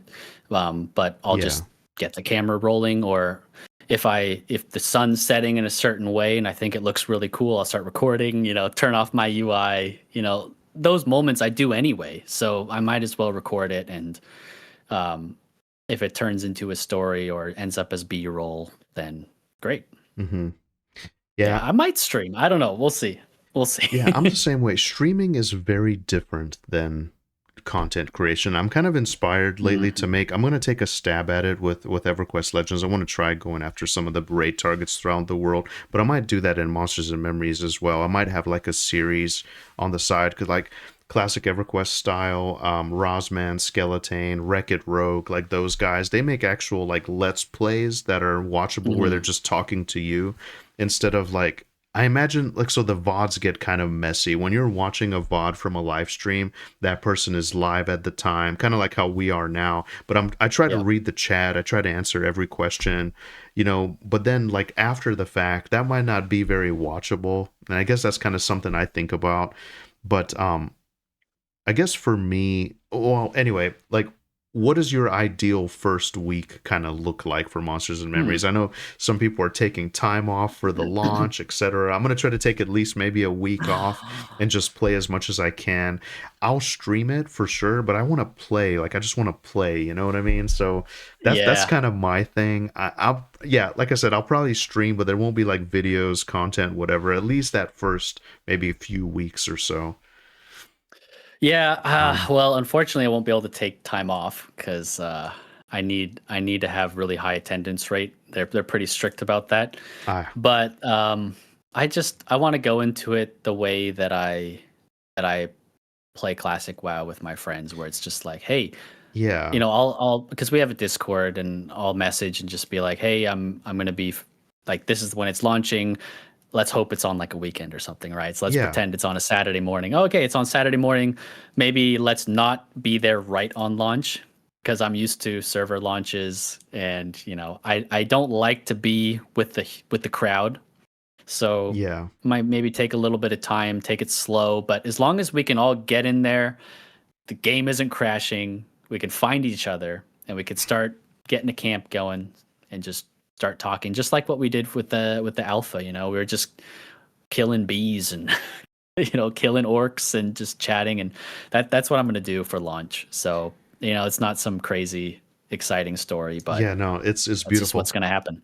Yeah. Yeah, no, I'm the same way. I love it. Yeah, it's just definitely gotta play with your friends, and Yeah, for because us I've been too. on both sides. Yeah, sorry, go ahead. Oh no, I was just gonna say for us too. Like I'm typically interested in humans. Like I like the human race in MMOs, so I'm gonna make a human. Know a couple of the guys are gonna do like elves or whatever, and then I mean at that point the deep is gonna be out. There's gonna be two more starting areas, you know. Hmm. So there's gonna be deep races. How are we all gonna link up? I don't know. Maybe the first Yeah. 5, 10, 15 levels, we might just, I don't know how we're gonna do it. You know what I mean? So, and then also too, like I want to have a rogue, so I want to kind of progress as a rogue, maybe funnel some money down to alts, some kind of elementalist, some kind of something. So I don't know. It's beautiful trying to figure it all out, but Hmm. Yeah, I love that because that means that all the options are good ones. You're yeah, spoiled for choice. Who uh, knows? Maybe when it launches, my background will be like a cave or something. I'm just gonna be an Underdark Andy. I'll be stuck down yeah, there. yeah. But what were you gonna say? You've seen both sides of it. Oh The yeah, yeah, yeah. Because like when I used to play WoW private servers, one would get shut down, there'd be another one, fresh, fresh, fresh. Like the people who played classic WoW, when they hear fresh, it either causes them to go, oh geez, this again, or it's like, oh, okay, dopamine, dopamine. So there's all of these fresh starts where you want to get in there, you want to get on the ground rolling, and you want to get the XP, you want to find a route that's faster, you want to get ahead of the pack. So I've done that before, where I get the drum and bass going, I'm like locked in, speed running through Duratar or something, and it was fun, but it's definitely not what I'm gonna do for this game. Yeah. Yeah, I definitely don't want to rush to the end for sure, but it's like, throughout the playtest, we've seen at least the first 10, 15 levels, I kind of want to just get like blaze past that in the beginning. So That's fair. that's kind of my plan, like right out of the gate, just if we can link up. Um Mm, and so yeah, yeah. especially with if you've got your static group, that might actually be, that just might how it goes anyway. Because those levels will just fly faster when you've got a well-oiled machine and things are rolling. You know where to go, and you just want to go out and explore some places you haven't been yet. Yeah, for sure. Um, let's see. Do you have any kind of moments that you're hoping to capture for your channel Ah, with for my channel. EA? Yeah. Oh, with EA. Yeah. Or just in general, in general. Yeah. Mm. Yeah, so recently, because we haven't been playing too much, or at least before, there was a lot of just like memory style videos or, talking about my experience or how these games work. So there's a little bit more like philosophy and storytelling. But when the game comes out, I think there's going to be a lot more experimenting with other things. Like I wanted to do stuff with traveling the world or telling a story how I got from one place to another, um, or figuring out professions like I did before. Like that one worked out pretty nicely because I realized there weren't at the time. What I did is I had the idea, but I was like, well, let's just make sure I'm not like copying somebody. So I looked on YouTube and I said blacksmithing monsters and memories. And the first thing that came up was like blacksmithing in this game is terrible. And it was some video with like 100 views. And I was like, oh, okay. Well, I'm going to post my video because it's just like an exploration. It's, I don't want to, if there's negatives about it, I'm just going to present it as a challenge to overcome. So, Mm-hmm. and I think people started resonating with that because they enjoyed how it was a tutorial through a story. It was me telling how I figured it out. It's not 100% correct, but it might help other people to see, because I'm a visual learner. So maybe my style helps other people that are more like me, where they want to see what's happening. They don't want to just read it and say like, okay, well, run along the west side of the zone on the rocky, spots, and then you'll find ore. It's like I'd rather just see somebody running there and they'd be like, oh yeah, I know that spot. Like, yeah, I'm gonna go over there across the river, and then it goes up around and there's a cave that I found, and I like doing stuff like that. So there'll probably be more exploration style. Yeah. Okay, nice. And so what do you think that people are looking towards, um, or why do you think they're why and what? Sorry, it's kind of a weird question, but like whenever people look at indie MMOs, what do you think they're searching for? Like, what do you think they're looking towards in these kind of games? Yeah. Uh, Sorry. They're looking for, it's like we said before, it's not just nostalgia. They're looking for a familiar sort of open world that challenges them enough that they feel like they're actually part of that part of that world and the ecosystem. I think that's definitely what I experienced in the game, hmm. and the games that I enjoy, they feel like worlds. So Yeah, I think that's kind of my simple answer. yeah, that's beautiful. Um, do you just as someone who appreciates lore like me, do you think lore is important in an MMO? Oh yeah, yes, of course. That's why WoW, like, appealed to me so much. The trilogy of classic Burning Crusade and Wrath of the Lich King, like that just wrapped up all the lore that I loved from Warcraft 3. And I remember, like, in my spare time, I would look at the WoW or like the Warcraft wiki, and Hmm. you could like look up characters, and I fell in love with people like Arthas and Illidan, and so Yeah. Thrall, like all those iconic characters that I knew from the previous game, and like, oh man, it made the world feel so big. Like when Wrath of Lich King was coming out and I could see Northrend on the map, I was like, finally, this should have been in Classic, because we were there Yeah. in Warcraft 3 in the Frozen Throne. So It's when you amazing create, how all that yeah. was established. Sorry to interrupt you. It's amazing. Mhm. Yeah, like and then when you see that in World of Warcraft, it's fascinating. Yeah. Yeah. That was kind And of I'm my glad. peak, like Northrend, like Wrath of the Lich Yep. King. I fell off Same, after same. that, but it was incredible. It was incredible. Yeah, same with me. That was actually when I was raiding and stuff. That I was in high school at the time. And then Cataclysm kind of fell off a bit. But yeah, I think I'm glad Yeah. that they made me wait to see Arthas and stuff. And I was actually really sad that we killed him. And same with Illidan. Like, actually, I'm kind of glad that with Illidan, he wasn't dead. He was just like, he kind of kneeled down and then he was taken away. I was like, okay, that's good, because I felt like they were killing my heroes. Even though they were the villains, they had such like a cool story that made them likable and understandable, especially Arthas. So that was a huge part of it, because obviously the game had good mechanics, but the fact that I cared about that stuff really mattered. Yeah. So yeah, loot Is and lore. The lore part is yeah. definitely a huge. This is the part I care more about. Isn't it crazy? The older you get, the more you kind of understand the world, the more you kind of sympathize with the villain, or the more you kind of understand the world Hmm. isn't black and white. There's like gray. There's a lot of gray in there, and you kind of Hmm. understand. You kind of And they have the understand. coolest armor. Yeah, definitely. I Yeah, always loved how the bad guys with the black plate armor. Like, did you ever play Fable as well? I did not Like, play Fable, believe it or not. okay. I missed out on so much. I was like nose down, just like playing EverQuest. I missed out on Mm, so many other games. okay, yeah, because my that in that game, if you're good or evil, your appearance will change. Oh, And so, like, my guy was like super evil, because I played games like Morrowind where I would just fight the guards in cities and, just like murder murder people, because I didn't know what else to do. I was too young to follow the story to like actually beat the game, so I would just like fight guards. And so I did the same thing in Fable, but then it turns out you actually, like, that matters. Like, you start turning evil, you start growing horns and stuff, and then next thing you know, I've got like this super huge black plate armor. Like, I was basically a Shadow Knight, and I was like, that is badass. They mm-hmm. always get the coolest armor, I swear. Yeah, no, definitely.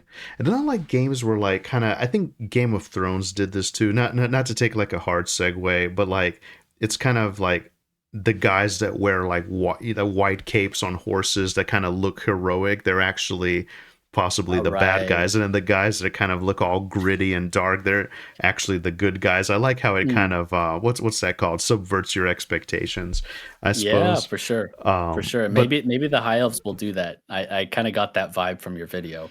yeah, I hope so. I want to know, and it is beautiful because it's like, we're all looking towards the deep. Everybody's excited to be in caves and just like, what's lurking down there. But yet you have this like beautiful, pristine white city in the clouds, basically.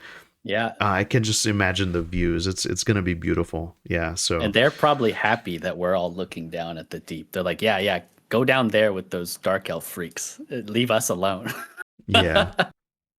I kind of like this Uh, this time too of like the lore isn't quite like, or maybe it is. I just haven't been that far in the game, but like it's still kind of mysterious and unknown. And that's what I like. I like storytelling like that, where it's not so much in your face. That was actually going to be my next question is, do you prefer sort of direct storytelling or environmental storytelling? I know that like EverQuest was known more for like environmental stuff, and I think later on, I think the Dark Souls games did a lot of that, whereas like mm, more cinematic games. I mean, like WoW does both, but sometimes I like to just kind of understand the world through context clues. Maybe like an item drops that has a description, or maybe you see like the mushroom guys or something, and that kind of tells a yeah, yeah. story. Instead of it just, okay, here's this cutscene. This is what's happening in Phelan's Raw. This is how it is. Okay, go. I like the more like the immersive storytelling to me is from the environment. Yeah, I can definitely agree. And I think WoW had it a little easy because they had the pre-established lore that we learned over time. And you kind of just had to play the campaign in Warcraft, Warcraft 1, 2, and 3. For me, I played 3 the most. And that built up the lore. And then when you got to WoW, you kind of knew what was going on, but the villain wasn't right in your face either. Like I knew that Arthas was somewhere in the world, but he was, up in Northrend and I can't get there. But I can see his influence on the Plague Lands. I can see Hmm. like people talk about the Lich King because, their town was destroyed and there's zombies everywhere and stuff. Like Hmm. that's cool. But in other games, if you try to mimic that, it doesn't really work as well. So I think we can't use WoW as the baseline. I think it's good, but I also really appreciate the worlds that you described, like Dark Souls. When you said that, I was like, yes, because when I played Dark Souls 1, I I love loved Dark how Souls. just it was like you're in this bleak world and like, you're not even an adventurer. You're just some lost soul, or like sometimes you don't even have a soul. Like, you Yeah. need some humanity to turn into it. But then, and you find somebody, and when you do, you're like, oh, there's another human. Like, wow, let's talk to him. Maybe he's gonna tell me something. And then he's just like, hmm, Yeah. hello there. And then that's it. And you're like, what the what is happening? But then over time you start to learn stuff. That was a perfect example you mentioned. So Dark Souls taught and me to in exhaust the dialogue. Just keep talking. Maybe there's something. Yeah. yeah, and when sometimes you never figure it out. Sometimes you do later down the line and you're like, "Oh, okay, this kind of makes sense." Or you find another guy somewhere else. You realize that he's just another adventurer too. Yeah. Definitely. Oh, I think the connection might have gotten interrupted. Oh, Oh, you here we back? are. We're back. Okay, we're good. Yeah. All right. I was probably rambling anyway. No, it's okay. But That yeah, was I was just scary. talking about the the the quests in Monsters and Memories because each class has their own quests, and so you kind of learn the lore depending on what you're playing. So Hmm. because I'm a ranger, I had to go down and take samples from the river to see what's going on with the fungus men and to see what's going on with the Fossagrim people or whatever, or oh, and then go check out these ancient ruins of Califrey. Well, what's Califrey? And then I heard that in your video too, so it has to do with the high elves. But if you played a different class, maybe you wouldn't know that. So it actually, in a way, you're learning lore from your perspective as a ranger, and then hearing it from someone else, like a fighter, he's going to have a different story. Maybe they're more focused on the orc threat, whereas for me, I'm more focused on the mushroom guys or the the fae or what's going on under the city. And then when we get to piece it all together ourselves, I think that's going to be really cool. Yeah, definitely. I can't wait. It's just so much fun discovering new and interesting things like that that are just kind of sprinkled throughout the world and the environment. And how do you feel about the mud commands in the game? I didn't ask you. Like, have you Oh yeah. experienced? How do you? That's something that's kind of new to me. I'm not used to it, but I've learned. I initially didn't like it at first. I thought it was kind of weird and clunky. But as I got to use it more, it's very interesting. Actually, it's a lot more powerful and intuitive than it Yeah, seems. as the ranger, I had to use it a lot. On the paladin, I haven't at all, at least not yet. The paladin quest in Night Harbor was much more straightforward, like just kill some beetles. Um, but with the ranger, it was like go to these 3 different locations and take samples. And then the other one, I actually had to track footprints. So the footprints one was the hardest because it was like go to this ancient ridge or this ancient arch of Califrey and then maybe take a left and there should be a tree there. It's like, well, I'm in a forest. There's trees everywhere. Like there's one here, one here, one here, all kind of in that general area. And I wasn't sure which command to use, but I noticed they have a mud commands like little clicky box that you can use. And so that actually helps a lot because they've got all these different things that you can do that are in the game. Because at first I was like, man, just typing all these different things. Oh, this isn't working. This isn't working. And that's when it starts to get a little frustrating. Yeah, But yeah. kind of when you get over the hump and you realize you can just do like /inspect or like there's kind of more general ones where it's like that, where you just do that and then it gives you the rest of it. Okay, I'm gonna inspect footprints. I'm gonna do this. So Hmm. yeah. They also have their own mud window now too. I don't think they had that in the alpha for the chat box. So that also helps a lot. So you can filter out all the other chats. Okay, yeah. That's right. That's really nice as well. Mhm. Yeah, my brother was actually really excited about that because that was one of his complaints. So he was like, I'm trying to do this thing, but like I can't follow it because people are like chatting in the box. I'm like, I'm pretty sure there's a mud command thing, and yeah, there definitely is now, at least in the beta. Nice. Oh, actually, sorry, random question, not to like change the subject or anything, but just because you just mentioned your brother, so I thought of this. Yeah. So your dad was an early inspiration for you playing these like sort of classic MMOs. Is he interested in Monsters and Memories? Does he still play today or? We'll see. We'll see. I send him some of my videos because I mention him a lot. mention him a lot. So I think he might try it. He made a guy actually, but I think it was before the beta. It was in one of the open alphas or something. He like just made a dwarf paladin or something, and Hmm. he sent me a screenshot and he's like, check me out. Like, look at this beard. And I was like, oh, okay, okay. Nice. So That's we'll badass. see. Yeah, he's a really busy guy, so I haven't been able to play games with him as much, but there's a chance, at least on release, we might be able to play together. I hope so. Okay. Beautiful. Beautiful. And then just a few other questions here, just kind of sort of the content creation part of it. Hmm. What is the hardest part of sort of being a content creator with limited time and that kind of thing, which is busy life and studying and whatnot? Yeah, it's definitely the editing. I think the ideas come first, and then I'll write them down. So like my last 2 videos were actually ideas that I've had for like a month, but I had to travel, I had to pack all my stuff, do all these things. So Yeah. when I finally got here, it felt kind of nice just to go through the script and then do the narration. Because the way that I do it is I'll think of the idea first, do the script, and then before I do any narration, I have to find some songs, and I'll put the songs in the video editing program, and then I'll just do the take over it, and I'll see how it goes. So that's how a lot of my videos are kind of paced based on the music, so I'll kind of pace in between Oh, different okay. parts, and that's why like Robert's music was so perfect. And I feel like if it wasn't for his music, some of my early videos might have not happened, like or has been as impactful, I guess. Yeah. Because yeah, when you're in the game and you're feeling the music, that's great. But when I was like talking about these things, like sometimes I get goosebumps because like, maybe I wouldn't even plan it, but there'd be this perfect transition where I'd say something and then the music would go out and I'd be like in the moment live, like I didn't edit that, right? And then yeah, so Yeah.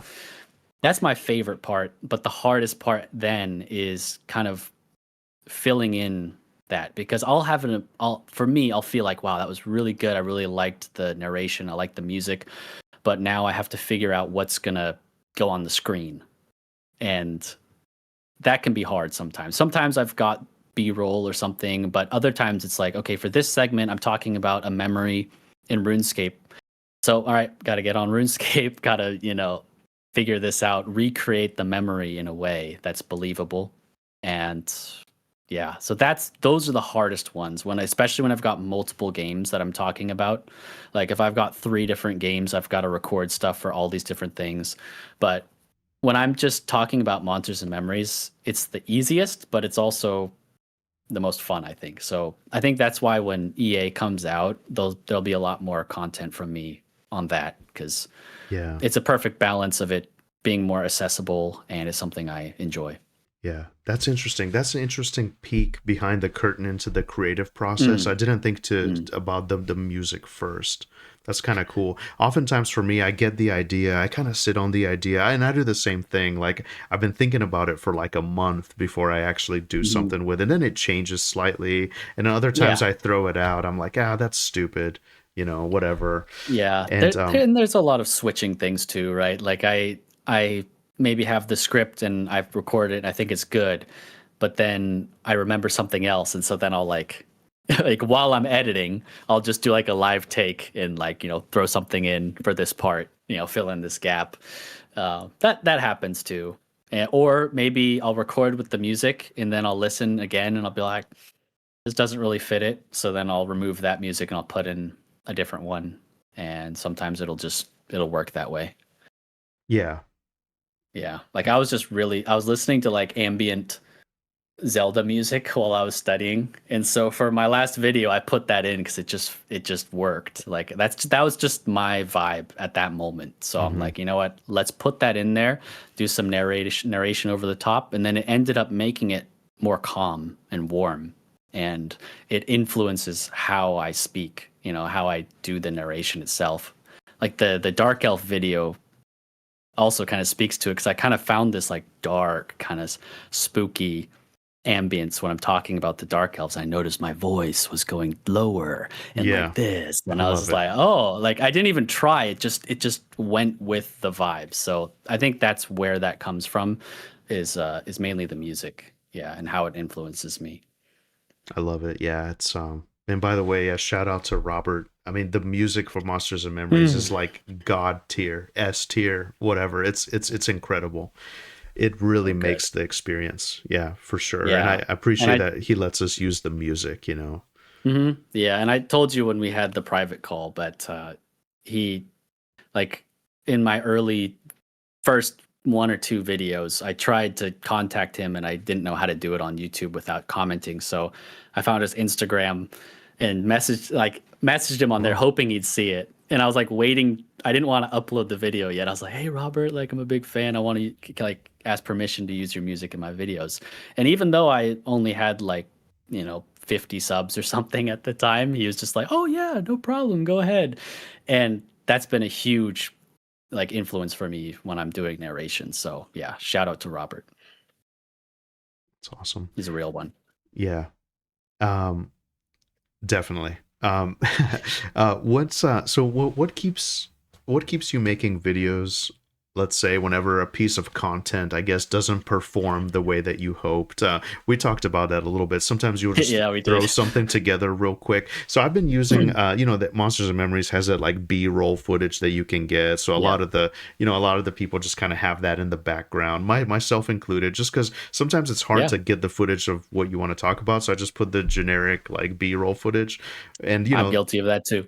yeah. But basically, like, you know, it's and then you put in so much effort into like another video and time everything perfectly, and then it doesn't do so well. So how does that kind of impact you as a content Um, creator? yeah, that's a really, really good question because I'm the type of person where I like to know why. I like to figure out like what's the reason? Like why didn't this perform well? And then I start thinking like, was it me? Was it the timing of the video? Was, like for my one of my videos, I tried the premiere function and I was like, well, maybe that has something to do with it. Like, I don't know. But you'll spend a bunch of effort on it, but that doesn't mean that it's gonna be great. Like just because I worked hard doesn't mean that people have to like it. Mm-hmm. So I think that's kind of where I'm at, where I might be like, whew, wow, that was a really tough one. Like, this is going to be great. And then it's sitting at like 200 views or something. But it's okay because at the end of the day, I'm not super reliant on this. I'm not doing it as a job. I'm just doing it because I like it. And when I get a new idea that I think is feasible and I get excited about it, and I do that process where I lay out the narration with the right music and I hit that transition perfectly and I get goosebumps. I'm like, yes, this is why I'm doing it. That happens a lot, whether the video is super successful or not. Yeah, Mm-hmm. I'm just doing it and we'll see what sticks. Beautiful. And so how do you balance sort of making what you love with trying to maybe like something that people will actually click and kind of Oh, yeah. Yeah, basically I mean, doing what you love versus what people actually want to watch, that kind of yeah, thing. yeah. Because I mean, to be fair, we're in a very like we're in a niche, right? There's no other way to say it. We're a niche group of people that like classic old MMOs. But what's nice is that through conversations like this and videos that we make, we're finding more people that are like us. And we're realizing it's not as small of a niche as we thought. Mm-hmm. So when I make a video and then somebody is like, I felt this in my soul, or like, that's not like on my RuneScape video. He's like, you rip the words straight from my soul. And I was like, oh, arigatou gozaimasu, thank you. Like, I don't even know what to say to that, Wow. because, but that kind of keeps me going. So, um, of course, as creators, we want people to watch our videos. So we want there to be engagement.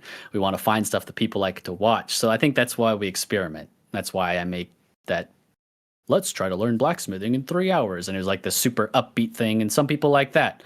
And then other people, like I think on my EverQuest one, which is my most popular, but there was one comment where the guy's like, watch at 2x speed. Thank me later.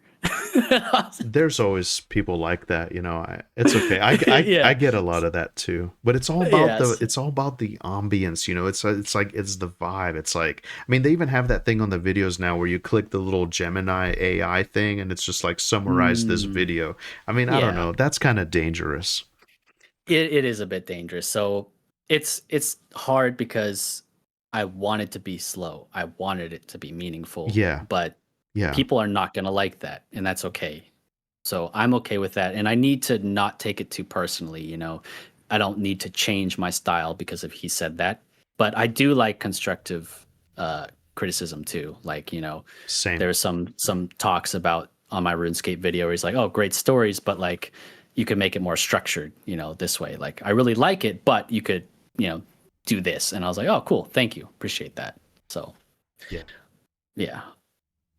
Beautiful. Same for me. Yeah, there's comments that are helpful, there's comments that are not helpful, and definitely kind of thinking of Yeah. putting together a collection of like a bunch of negative comments.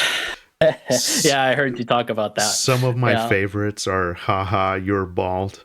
And another one is dude, this one guy is like hero in the game, but loser in real life. And I was like, damn.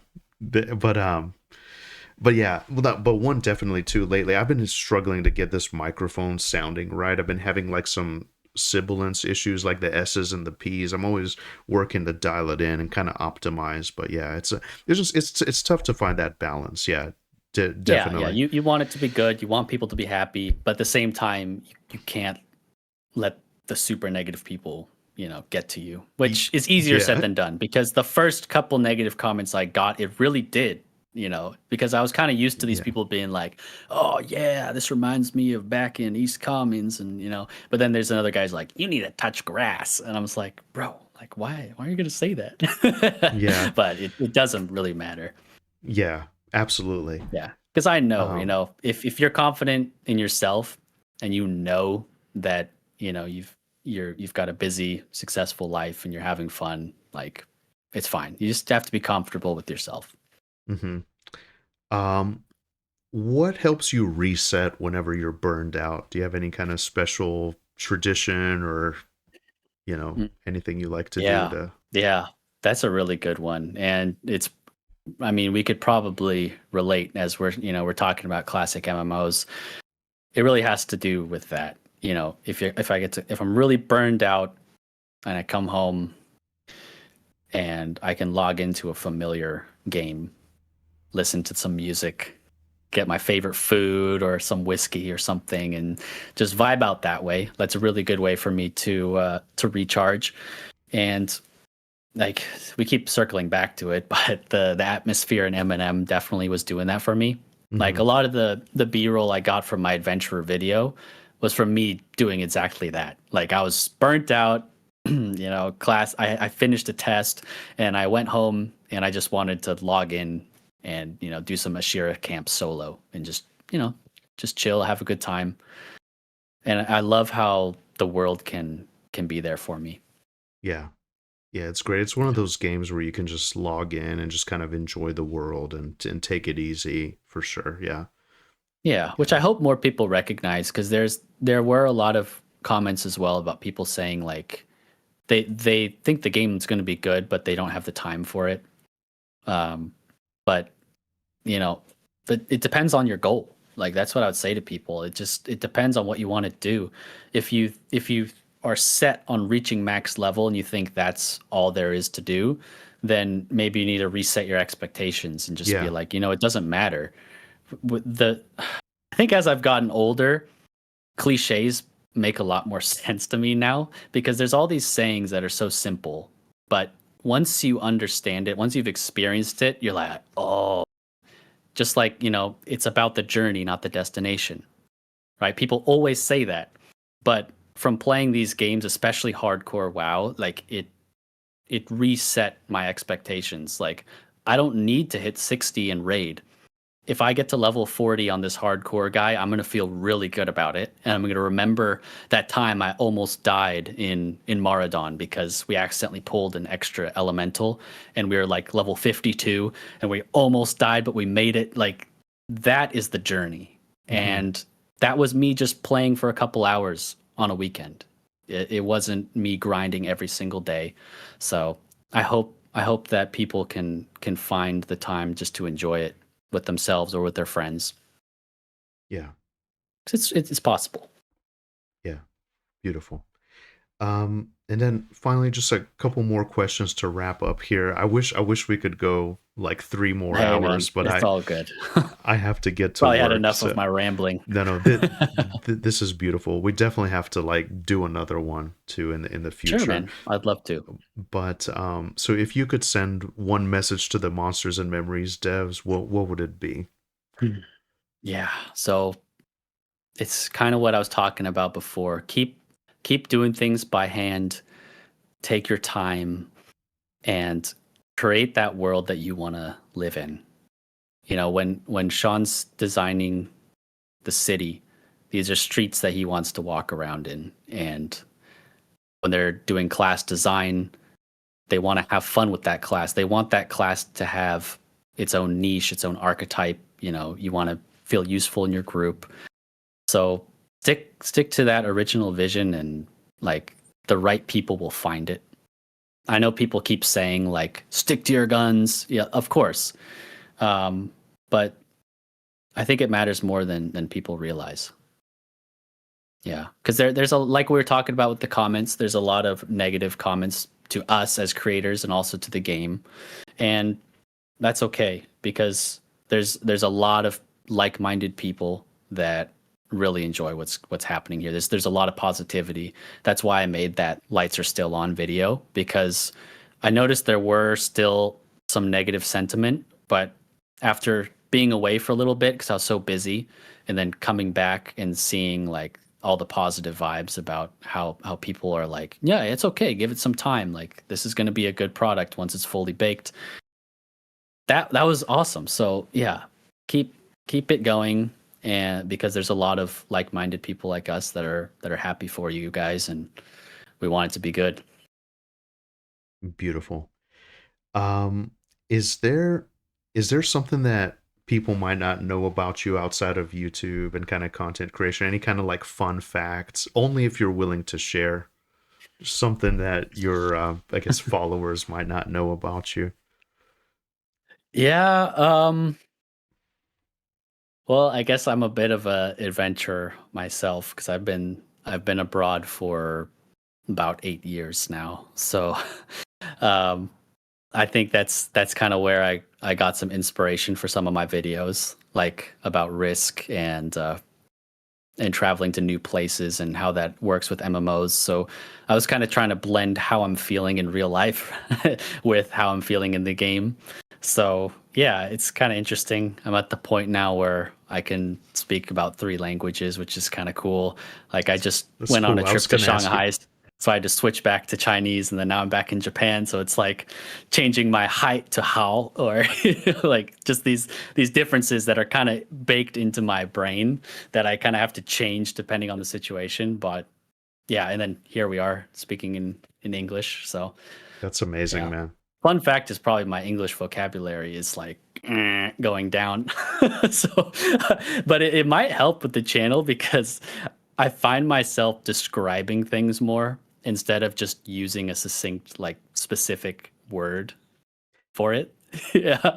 You should do some videos in Japanese. Like for some, in Japanese makes it sound so much more epic, and it's such a beautiful language too. It would make it really Yeah. epic. I Mada believe mada this. We're getting there. I believe I'm still a beginner. there's some huge like EverQuest fans in Japan. I think the game Yeah. hit really hard there back in the day. Yeah. But either Japan's way, like that. They love like these weird niches, and then they'll just go like full yeah, bore into it. Yeah. that's really cool though, man. That's very interesting. And outside of gaming and kind of content, what makes you happy in life? What gives you joy?